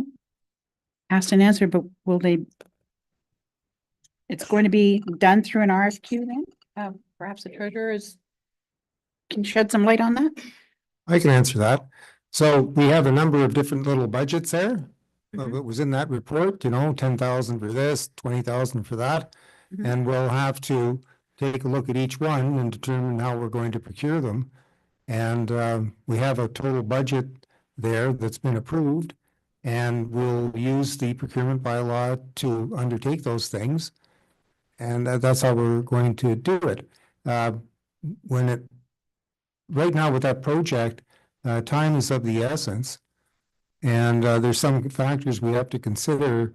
For example, when you look at the electrical work and say there's $15,000 worth of electrical work, we had an electrician there last year who had redone the panel. So it wouldn't make a lot of sense to get somebody else to do this electrical work when you have someone who was there who did the work before. So they got the familiarity with the system. So that would be a rationale in the procurement bylaw for sole source procurement. Rather than tendering that out to different electricians, you'd use the electrician who's familiar with the system. Is there any word on the grant? Or not until government goes back in, I guess. You haven't heard anything yet? You will hear about it, nothing no. until they're in full force again. Yep, right. Okay. Nothing. All grants are held on. Some of the other things in there, like there's a thing for getting a concrete pad. Mhm. There's so much of that concrete. Well, I think there's some vendors around where we would get some prices for those pieces. Didn't want to. I don't understand as well as Director of Operations, but the timelines for this are really going to be trouble. We need to get this unit coming in, as we said in the report, 14 to 16 weeks from that time. And if it isn't there, the taking down the old one, we may not even do it, and this project to get delayed. Because if we take down the old one and the other one the new one isn't here yet, then we don't have a project. Well, And then when the unit does come, we will be scrambling to get these other parts in place to get the project done. And, we follow the procurement bylaw, but we need to get things to happen because the ice goes back in August. So if the Director of Operations, if you could elaborate on that a bit, or is that about the size of it?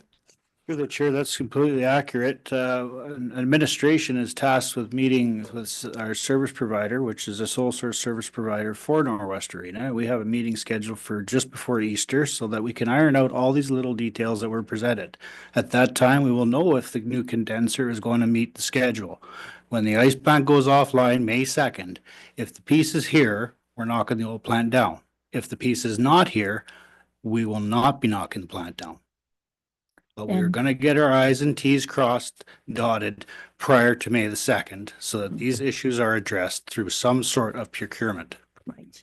And we will not be able to run that arena again another winter, I don't believe. And Councillor Viss brought that to our attention without getting new equipment, because if the weather is warm, that we won't have any ice. Through the We chair, just- we're worried about this weekend, not Mhm. May. Worry I about this know. weekend. The heat this weekend, yeah. Yeah, 9, 10 degrees.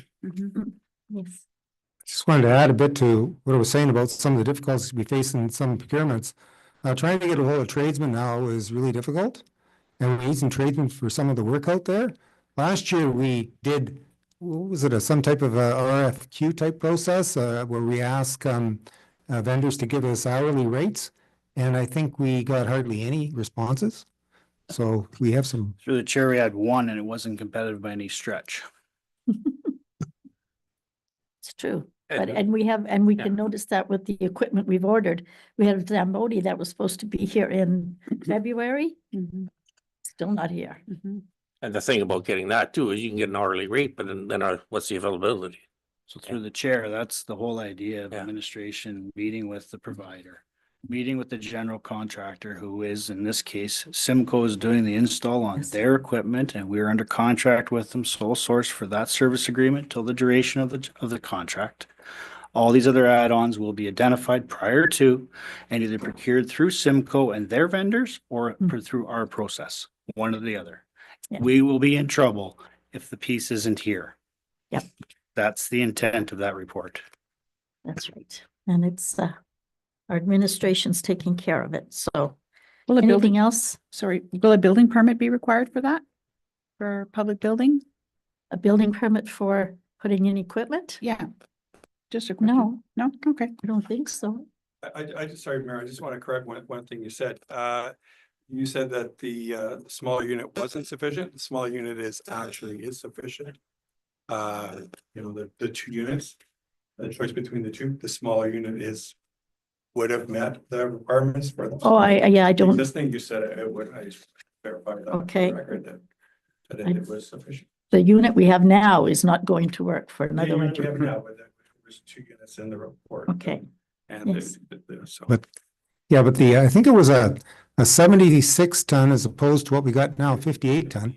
And getting the 76 gives you more ability to deal with warm weather than the 58 does. That's the idea. And so that's the choice. I was just. Yeah, well, that's right. The Statement. 58 ton would work, but we're sizing up for it to be a better protected because that's an angle too. Yes.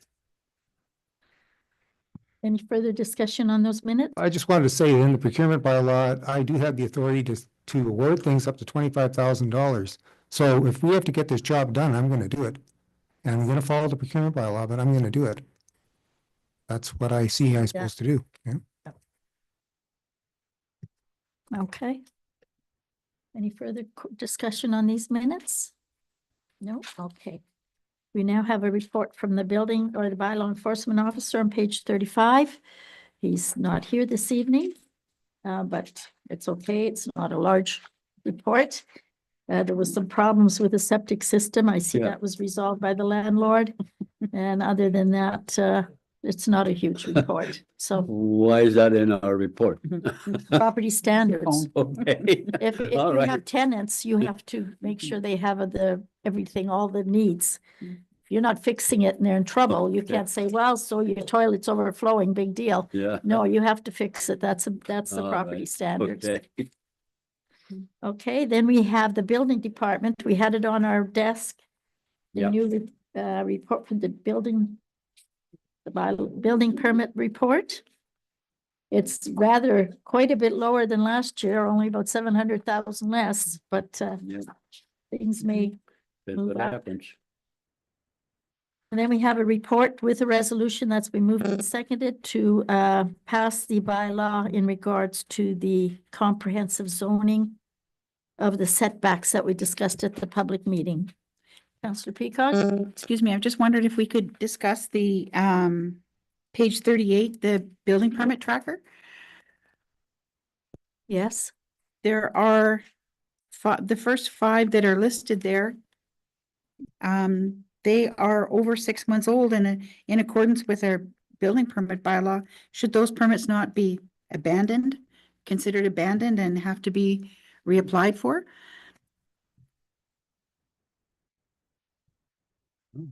Have we ever done that? It's up to our CBO to determine if he's going to abandon them. We don't necessarily know the conversations that are being had with these applicants. 9522 has been paid and the file's closed. We've reached out to 0924. 12 and 58 can be canceled if that's the wish of council. And 2924, we're still waiting for information to complete the application so that the permit can be issued. So if you're still waiting for information, you're not going to cancel the permit. No. Sometimes the building official will need more information before he can. So this is fine. I don't have a problem with. Yes. Yeah, I have spoken with the CVO at times about the building permits that go a little long. And his view is that working with these people, we're trying to get things done. Sometimes they don't have this information, that information. But if you cancel it, then the person will be angry, and because they still want to get the job done. So it's a kind of use your judgment on them. Persons who are not doing anything and you haven't heard from them for a long time, then the cancellation would be appropriate. But the idea is to try to see them get the job done, and we'll get the building completed and have an occupancy permit and get some taxes out of the development. The process has begun. They've up to the building official. Okay, the next item we have is the zoning bylaw amendment, ZBLA 02-2025. Our public meeting was involving this zoning bylaw amendment, and we have a resolution moved and seconded to amend our comprehensive zoning in regards to this application. Is there any further discussion? The resolution has been moved and seconded. All in favor? Opposed? Carried. We now have an RFQ 09-2025 for a float trailer, where the resolution has been moved and seconded to purchase the float from Fort Garry Industries. Is there any discussion? Yes. That's quite a bit of savings there on that one, eh? So through the chair, the original RFQ went out as a 40-ton float. For those of you that keep an eye on these things, in my previous career, they were available. Twofold, things have changed since 1995, since the last time I bought one. And they are not capable of carrying that payload with our short wheelbase trucks. So the maximum we could do with our short wheelbase trucks is 30 ton. Okay. The addendum was issued to the proponents in that regard, where price the biggest, heaviest float you can get your hands on. These submissions have come in under budget, and we've picked the most robust one that meets our needs. And we've done the evaluation on our equipment, and with the future CVOR changes that are coming as the report speaks to, we'll be in good shape for the duration of this lifetime of this float. Okay, thank you. Yes. This is a tough question. I'm not sure if you have the answer, but is this coming from the USA?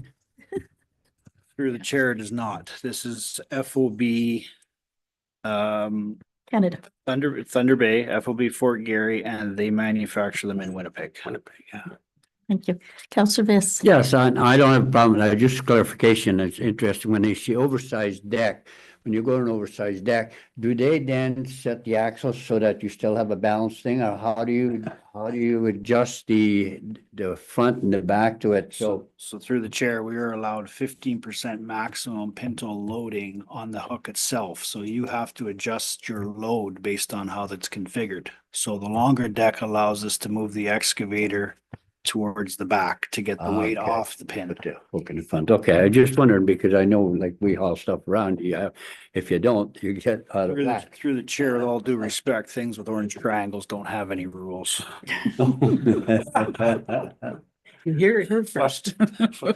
You have rules. Okay. So we have a resolution moved and seconded to purchase this machine. All in favor, or this trailer, all in favor? Yeah. Opposed, carried. We have awarding of the crushing, screening, and stockpiling going into closed session, and it will come back to open session afterwards. We have the cancellation of the RFP guardrail replacement. Resolution's been moved and seconded And it's a matter of costing. It was in excess of what was budgeted. Councillor Kamphoff?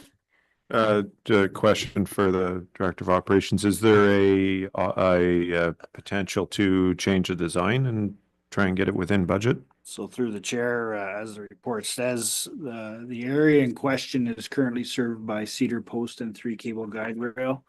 The proposed RFQ was to deal with a high tensile steel, which is a different style. It's the new style if you see going down the highways where there is no cedar posts. Of course, it's all steel and a different way of installing. Based on the road configuration we have at this location, we are dealing with not enough back support, we feel, to support the old style. So we wanted to see what the new style would come in at.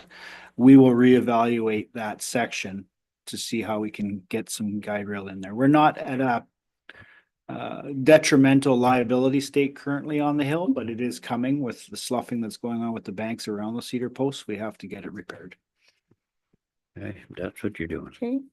So it wouldn't be considered a health and safety issue? No? Okay. Any further questions? This resolution has been moved and seconded. All in favor? Opposed? Carried.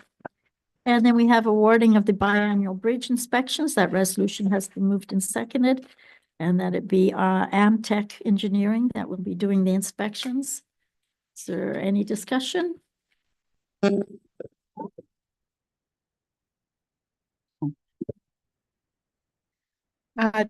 Question for the Director of Operations, Amtech. I know this is a biannual inspection that has to be done. Amtech, do they have a local office? Because the other 3 offices are local. So I'm was inquiring as far as with that price for Amtech, if it's not local, then is there travel involved and things like that are included in that fee? Through the chair, they've done this project 3 times in the last 4 years for us. They're based out of Southern Ontario and they are fully fall within budgetary and provide a very good product for the municipality. Okay, so that's the lowest price. Any further discussion? All in favor? Opposed? Carried. Then page 52 to 59, we have our budget variance. It's the report as of December 31st, 2024. This is a budgetary report from this is not an auditor's report, which will be coming later this year. So I would imagine we will just start and go in order of pages if you wish. If there was any questions in regards to count number 216, which is under administration, and 319 is under administration, and 120, 10, 120, 20. 1220. Was there any questions in regards to those variance notes? Yes. Lucy, we're not gonna go over every number. Well, I'm not, but if we're going to start, I appreciate the work has gone into it. Yes. And the explanations are here to me, and if I have any question on the explanation, if it's the only thing I need to ask, I don't Okay. think we need to.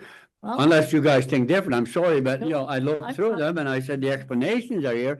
And there's nothing wrong with having a question on the explanation, but I'm fine with it. No, You know, I agree. believe that. If I understand, You see what I'm saying, Mayor Lucy, but no, sometimes. I hear you. people Okay. have questions on lots of them. Yes. Thank you. The only question that I did have was to ensure that the decisions that council had made at the end of the year with regard to approving purchases and services, I wanted to ensure that they were accommodated in the 2024 budget, or that they were being carried over to be coming from working reserves or things like that. There were, like I say, there were a number of them, including the building envelope project and things like that. So just wanted to be sure they were caught.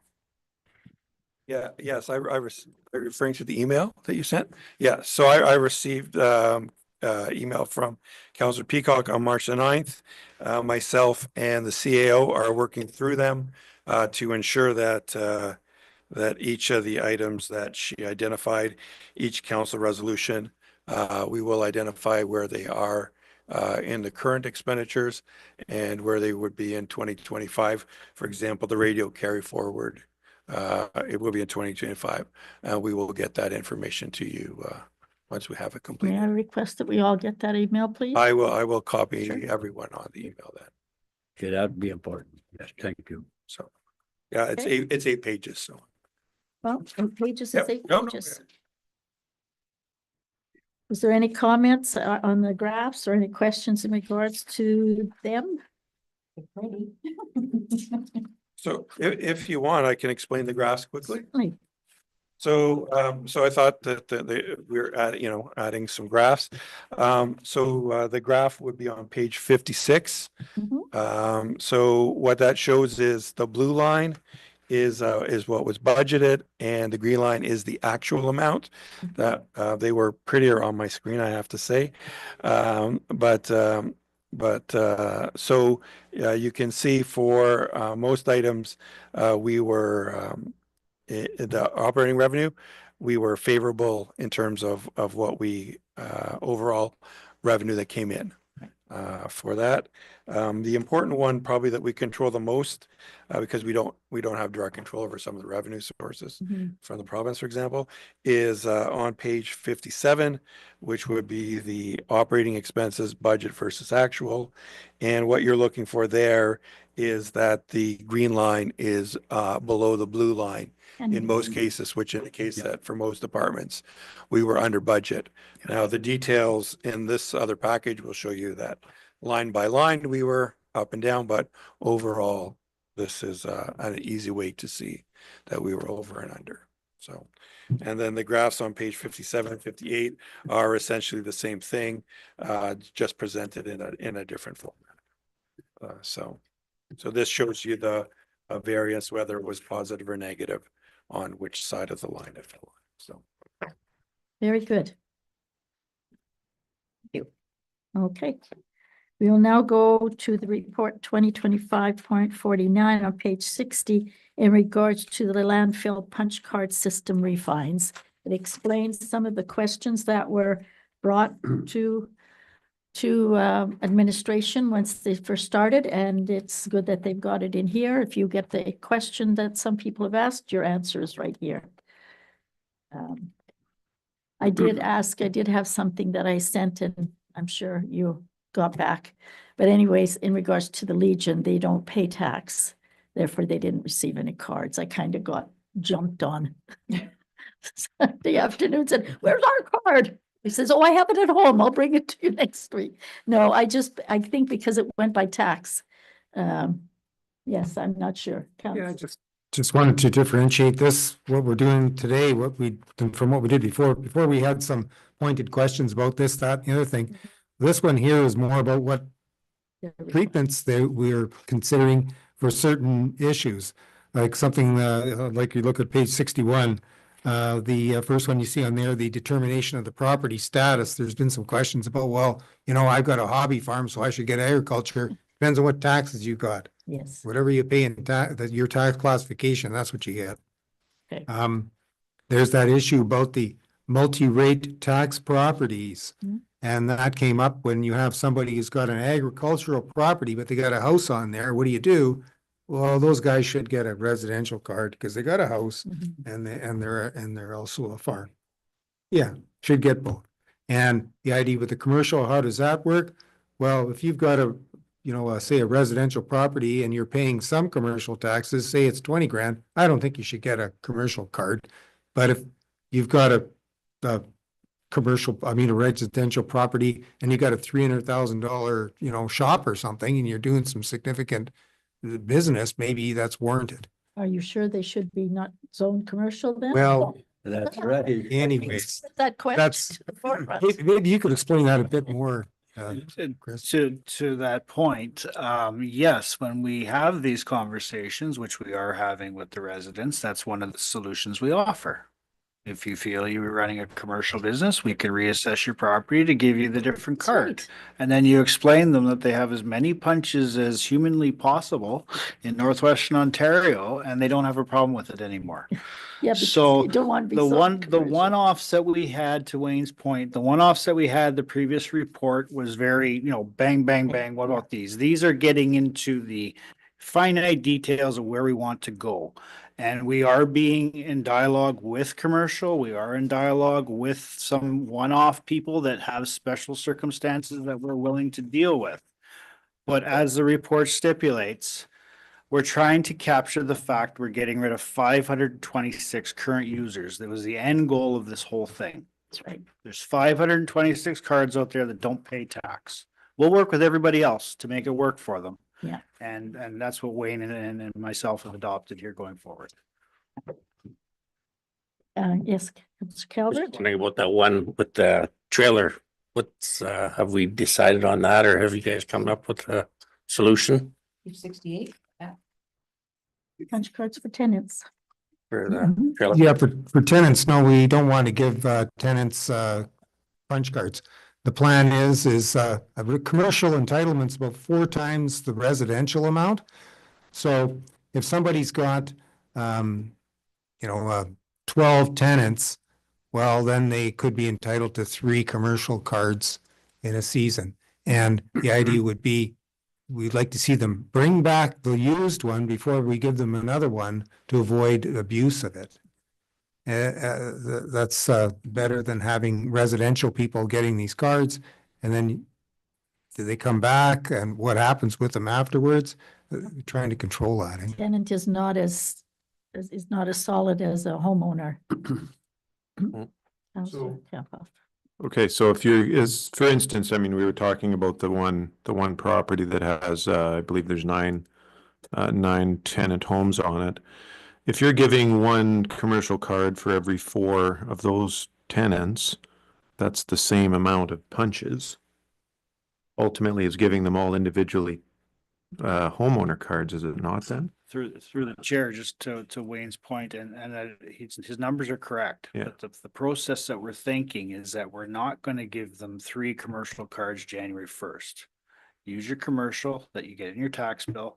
When it's full, come back and Okay. recognize the situation.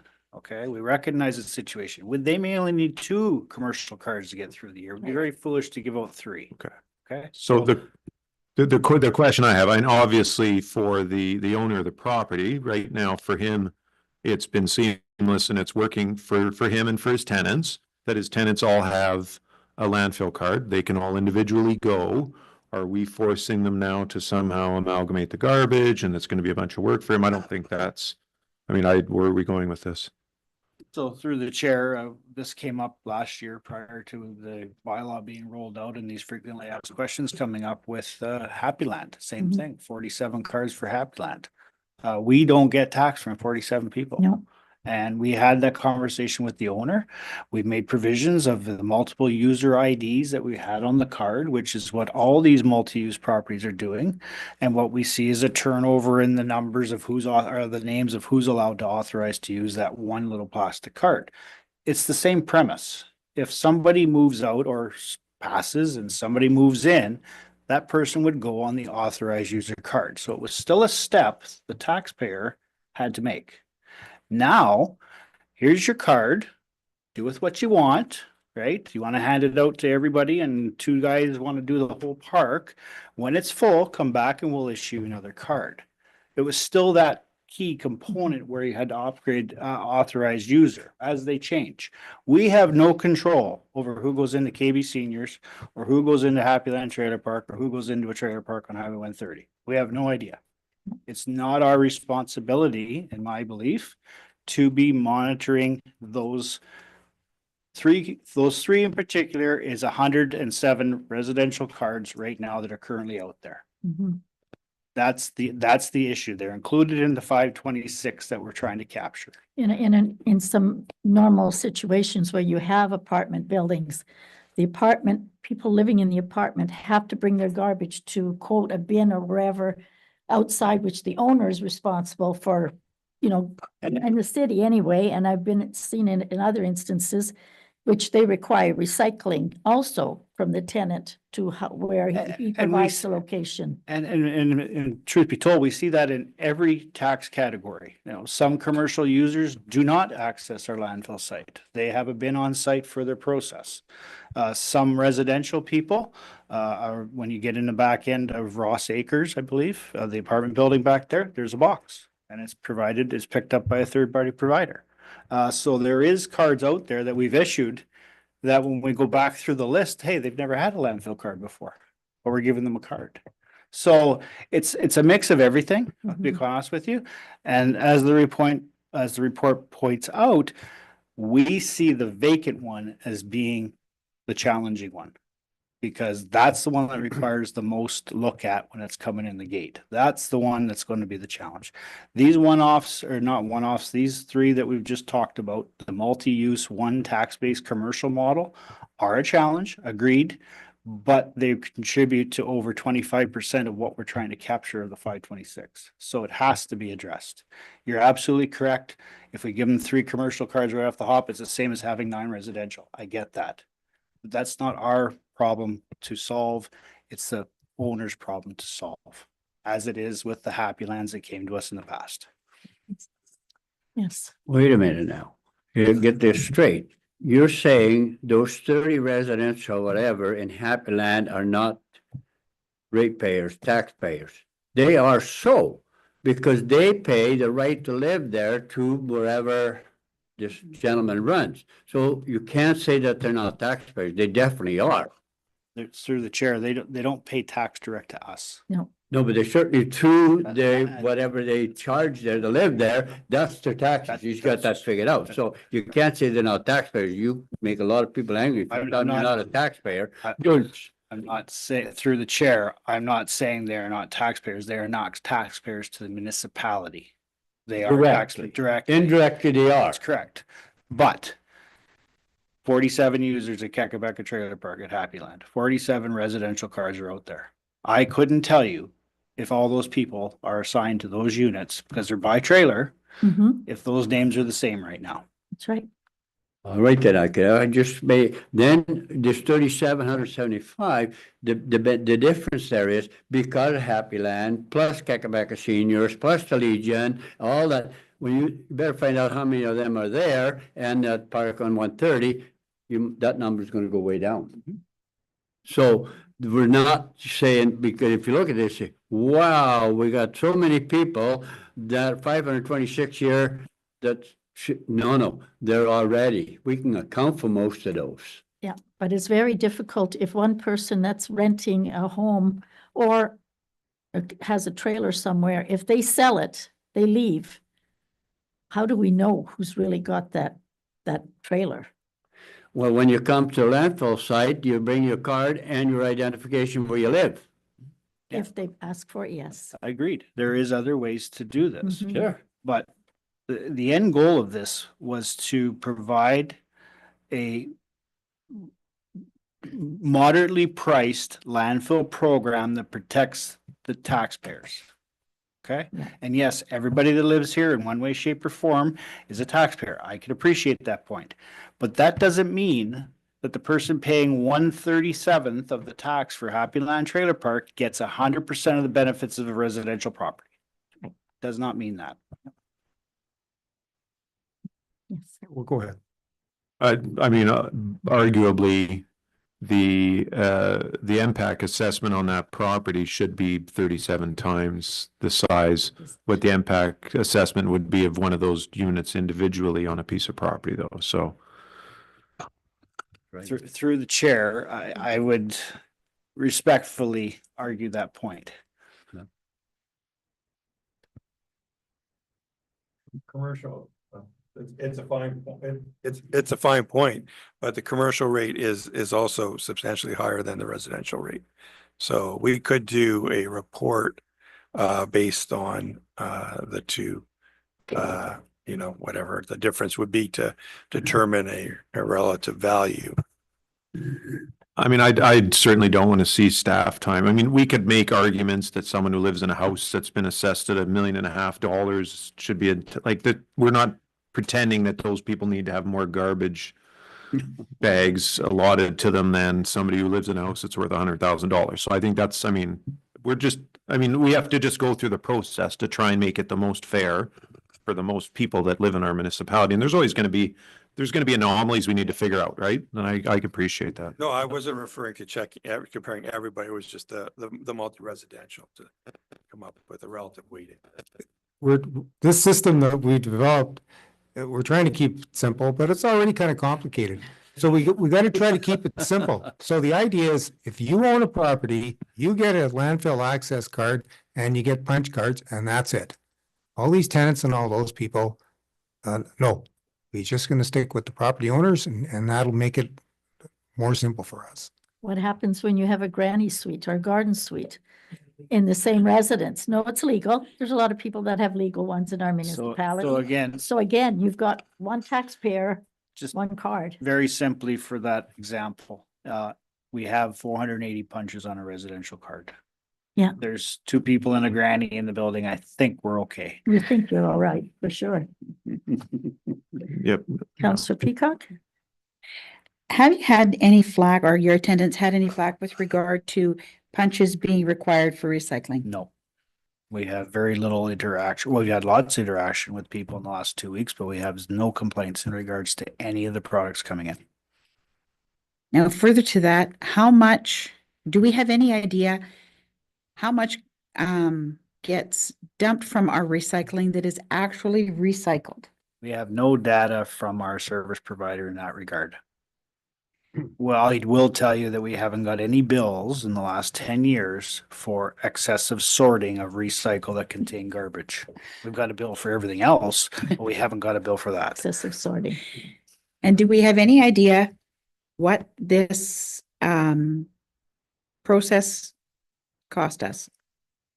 As far as the We're under cards budget. and the mail out? We're under budget.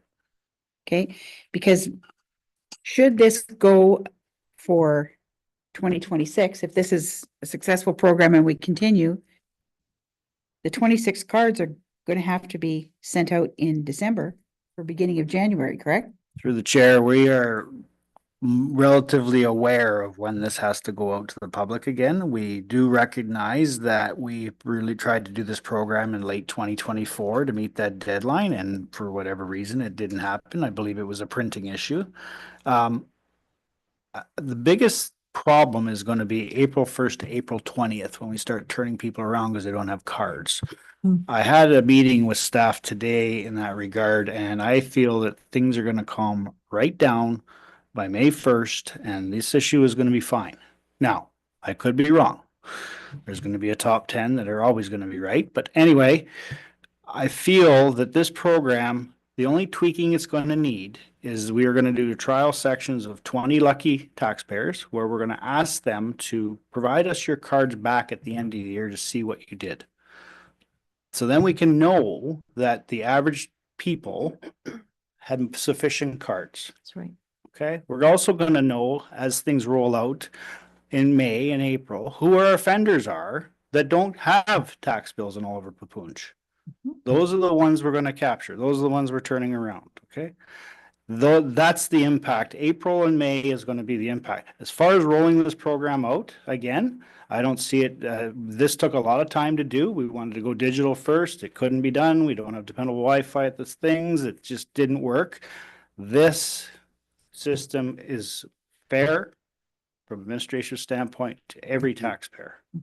The abusers aren't going to like it. I get that. But rolling it out again before December 31st should not be a problem. We're not developing the program in November trying to get it out. The program is developed by June. We can print the cards. Now, were there many cards that were returned as a, like, no address? Yes, there were, John? Sure. Go ahead, John. There were a few cards that were returned, primarily due to the lack of post office box was the biggest problem. But overall, like 95% or more were. Good. Councillor Hess? Well, first of all, I gotta say, I think you did a tremendous amount of work. You're trying to please as many people. And when I looked at this, so first thing, this situation here with the resident that less have, that will be in the newsletter for next month. Secondly, as far as a whole lot of calls, I'm not getting very many anymore, except like I keep asking that question, residential agriculture, and there is one available.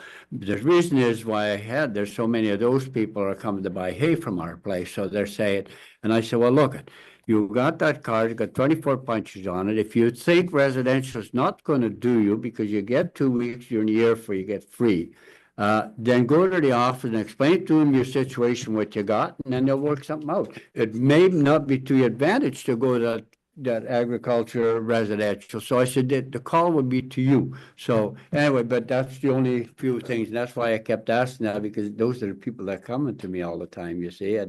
But that's about it. I mean, I think we've done an excellent job on explaining. And I think this year where you said a trailer with only half full, it's, yeah, wonderful. I think it's good. So. And I want to commend what you put in the newsletter. That front page explained an awful lot, just with the visually, for people that kind of understand the wording, they could visually see. So again, it has been an educational component. The educational and enforcement component starting April 1 is going to be a little bit more difficult. But we have geared up staff and we are going to be full force April 1st. We printed off lists. We know who lives here. We know by street. We know by their name. And you show up and you don't have a card and you got no punches, or you have a card but no punches, you're going to be turned around. I've said it before and we got to do it. Well, I have had one very strange question. Someone approached me and said, but what if I only bring one bag? I said, well, you're going to get one punch. Yeah, but it says up to 5 bags. I said, well, if you want to earn that one punch, hold your garbage till you got 5 bags. Then you'll get your one punch. Come on. And through the chair, we field these, administration fields them.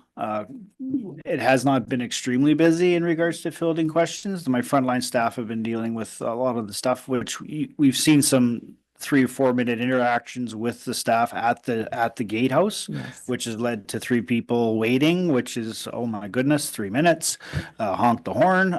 So there's an education component. And like I said, when we weed all this stuff out, I'm hopeful June 1st, we go about our business and everybody's happy. Go ahead. Appreciate everything you're trying to do here. And I think so far it's going reasonably well. Was there any consideration given if you have someone, I would assume probably some type of business that currently you might consider them an abuser, perhaps because of the amount of the garbage they're bringing in right now, but if it is all legitimate garbage from all over Papoonge, is there any way to actually charge them for the excess over top of the normal amount that everyone else is entitled to? Because I mean, right now, for instance, the city of Thunder Bay, there's unlimited amounts of garbage you can bring there. They charge you for it, obviously. But I mean, I don't feel that Oliver Papoonge residents, if we're producing more garbage than what this system allows, should be being forced to go to the city of Thunder Bay. No, and that's a good point. And there is, I can say 20 to 24 blatant abusers of a residential card that currently exist. The way the bylaw was written, or is going to be written, and when you talk about you can use 8 punches on a full trailer, as the diagram says, if you're continually doing that on a residential basis, then you are going to run out of cards halfway through your quarter. And then you're going to pay $240 to get a card, but you only get one a year. It's at that point, the educational component should be, where is this coming from? Yeah. Where is all this residential waste coming from? Where it's 2 trailers a week, every week. Yeah. Because that's what we've given them. We give them 1 trailer, 3 trailers a month, whatever you want to call it. There's enough punches there. Why are you bringing 2 trailers a week on a residential card? That's not residential waste. No. Okay, but for instance, what if it isn't residential waste? What are we doing with commercial waste that's over and above the amount that we're allotting? Yeah, so we had one today. There's somebody looking at doing a demolition in April. They phoned today. How do we go about doing knocking down our house and bring it to your site? Very simple. It doesn't fall under traditional residential waste. You can come and get your $75 per load prepaid of demolition, sign the form, give your commercial card to that person or give the permit to that person, and you're allowed 6 visits at $75 a load. The demolitions and that's the easy stuff. It's the residential guys that are creating 24 bags in 2 weeks that are gonna run out. That's right. And they should. And I'll be quite honest with you, they should. Yeah, they should. Again, I tell the story. I recently moved, went to the landfill 3 times. It cost me $139 for a single axle trailer, 3 trips, cleaning out my house. My house is now empty. There's no more residential garbage. So where is it coming from? So then basically this system has kind of shut out the businesses that want to go around and pick up garbage from people that are living in our municipality, because the homeowner will have the card, but that person who's a business doesn't have a card. Through the chair and with all due respect, we do not want to get into opening the bag to see whose ID's in it. Yeah. We don't want to be as cumbersome as, oh, that's 5.5 bags of black and 1.5 of blue. We don't want to be opening up vehicles. The key component that comes into play is if someone does third-party pickup, they're a commercial interest. And we have no idea when it's in the truck where it came from. Right. Which is not allowed. Yep. So you can say that it came from 156 Gillespie Road. We have no way of proving that. That's right. No, and that's what, it was just a thought, a comment or thought I've had, will kind of stop that. Yes. So just one thing on the wood burning material, and I said I brought it up a while ago. Say if there's trees fall down, they're rotten, and so what do people do with it? They cut it up and then they bring it to the landfill site, because where else they're gonna put it? Now, would they still have to get a ticket for that? It's wood burning and it's gone, it's cleaned up, done.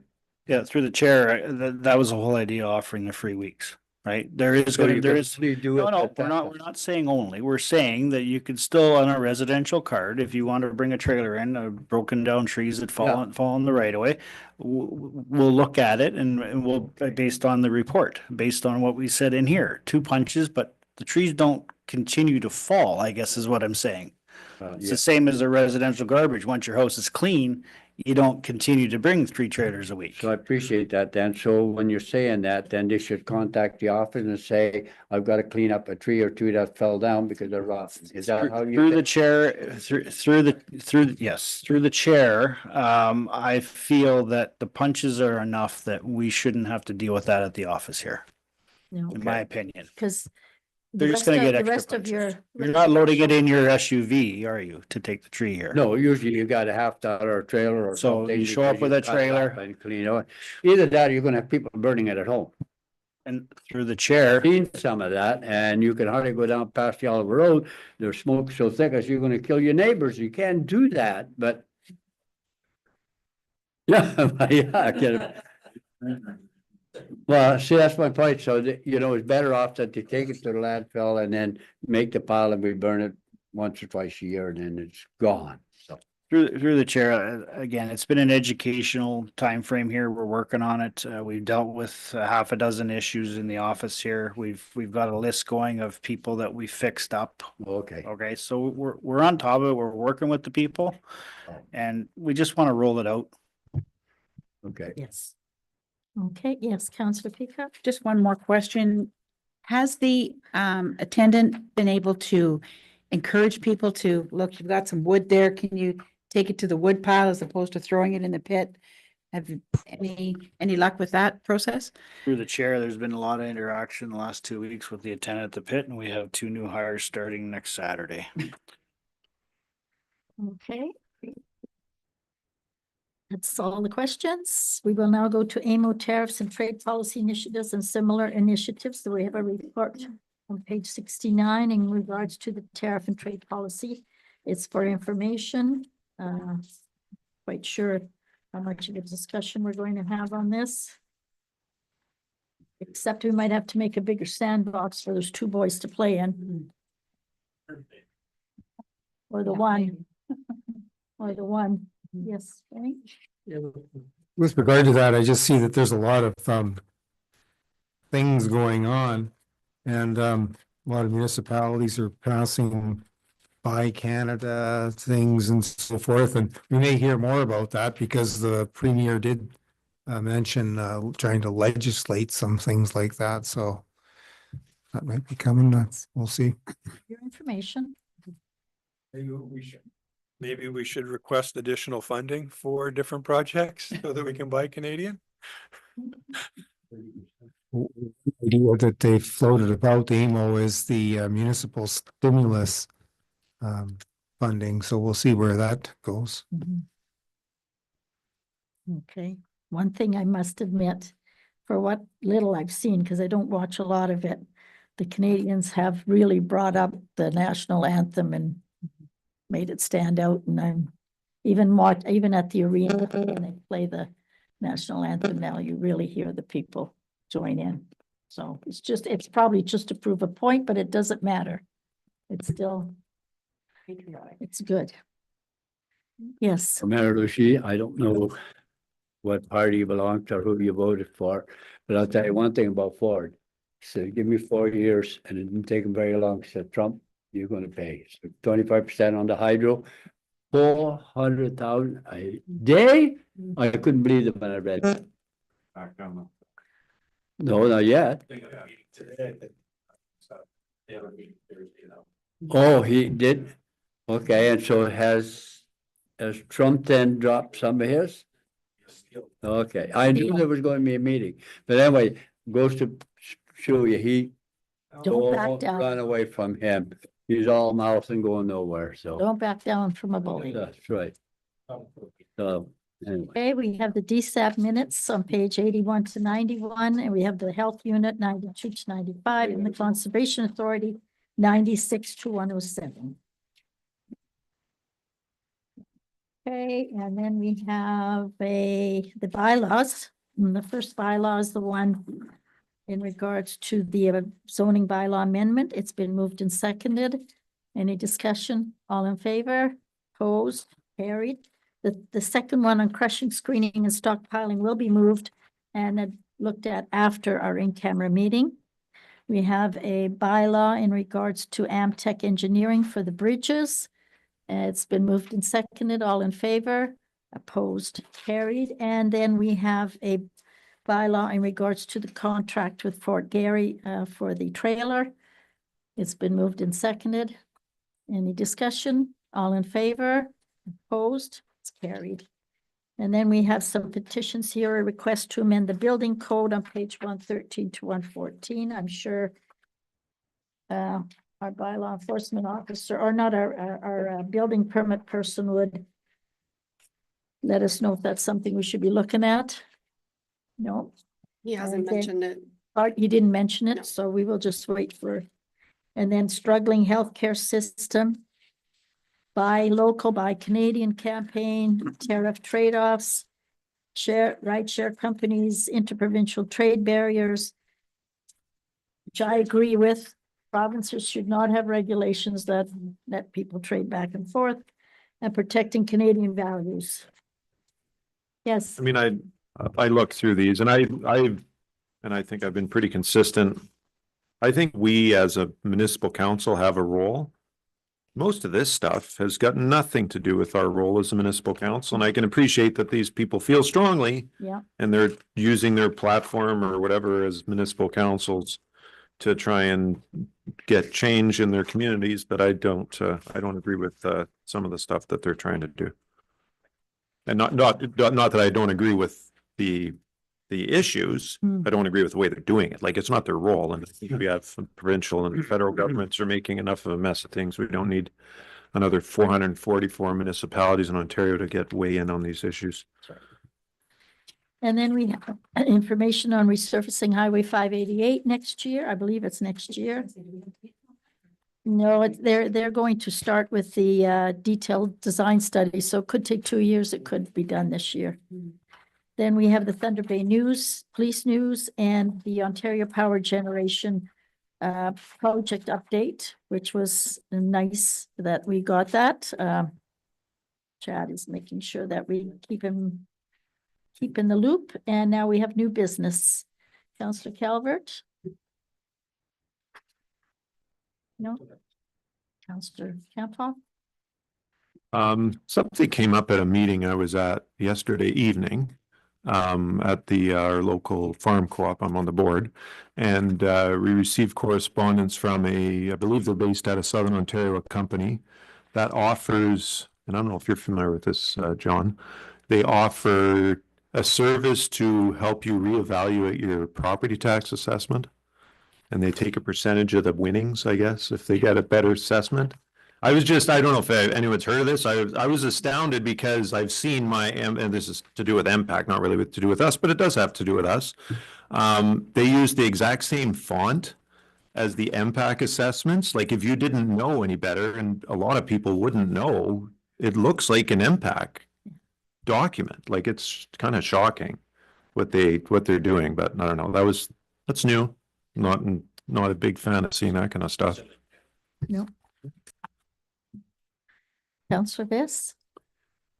Only thing I have, I attended Thunder Bay District Municipal League and I spoke to the CEO that Bryson lawyer had some real good information and I couldn't comprehend it quick enough said, so I wondered if she had the tape of her, because I think it would be really helpful for our staff to go look through that. There were some key things that I thought just doesn't hurt us to have that. So I don't know whether he's checked whether it's available or not, and it may not be, but you know, you can't keep notes quick enough as she's talking. That's the problem. And you know, because yeah, there were some good things that she brought up that could be of interest to us, and maybe it's looked after, but it's just a good thing that, you know, especially CEO looks at and say, oh, well, we'll look at it, that's fine. But if there's something new, because things do change legally, you see what she was trying to tell us. So anyway, that's all. Otherwise, it was, yeah, not a bad, I mean, something like that is really interesting because, you know, it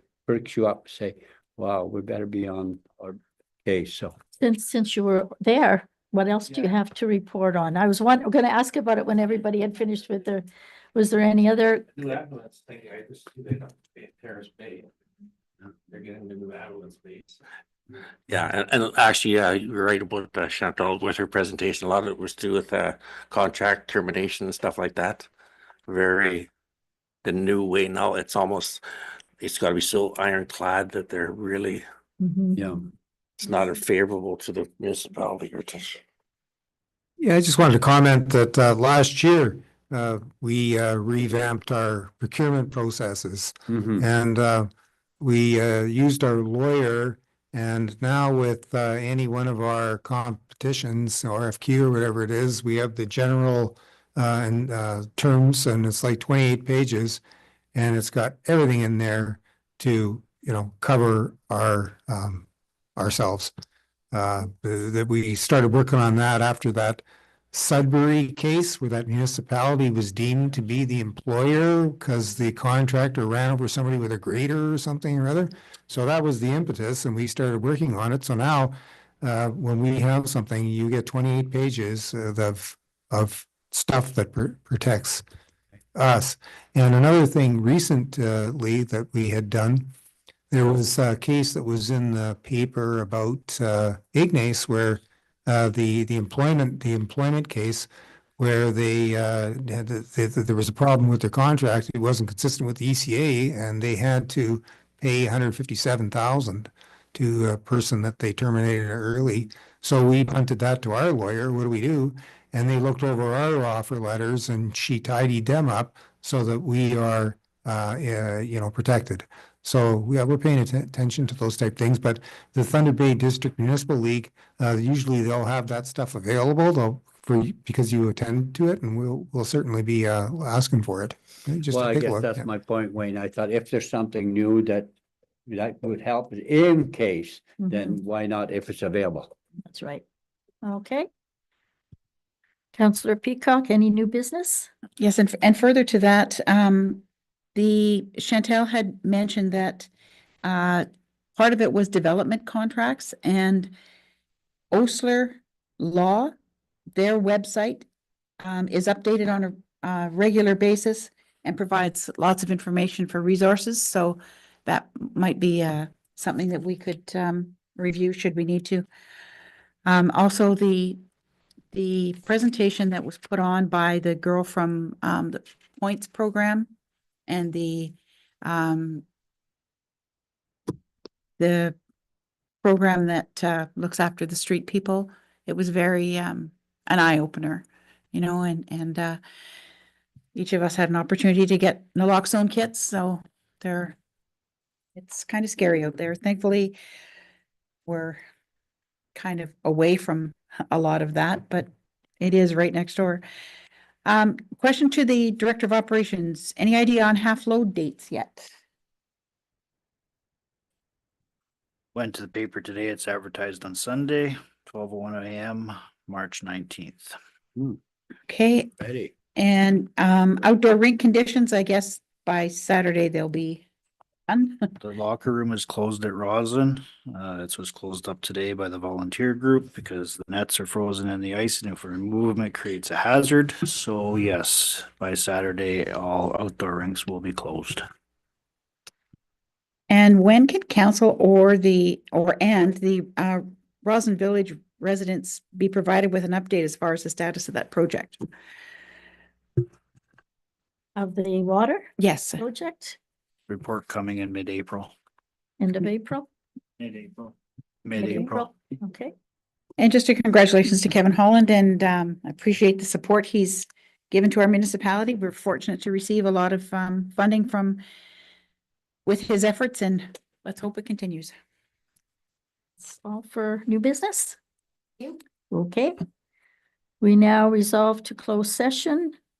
We have a resolution moved and seconded that we resolve to close session with the one addition, the municipal action 239 2E and I in regards to awarding of an RFP. All in favor, or the time being, I should say, sorry, is 7:26 PM. All in favor? Opposed, carried. We will now have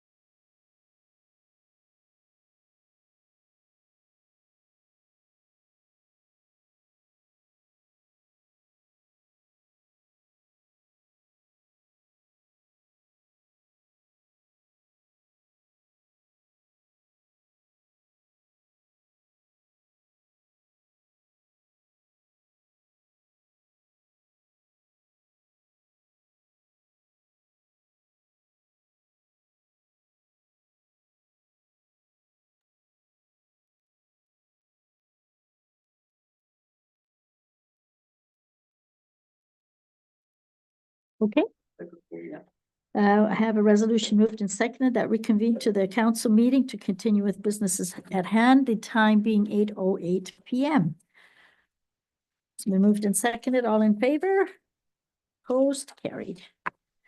We now have a resolution approving the minutes of the closed session meeting held on March the 26th. It's been moved and seconded. All in favor? Opposed? Carried. We have the report 2025-51 to award the RFQ 15-2025, crushing, screening, and stockpiling gravel. And that is further back here in our, I don't know what page it's on again. I should look. Page 3 of 160. And so there's a resolution that to move, and that has been moved and seconded to approve this awarding. I will now call a vote. Those in favor? Opposed? It's defeated. Okay, and then bylaw 22-2025. Oh, the bylaw, sorry. We have the bylaw that's been moved and seconded in regards to this RFQ 15-2025 to approve it. All in favor? Opposed? Opposed. It's been defeated as well. We now have a resolution moved and seconded to confirm the meeting that we've held this evening. All in favor? Opposed? Carried. And a resolution to adjourn the meeting, the time being 8:10 PM. All in favor? Opposed? Carried. Oh.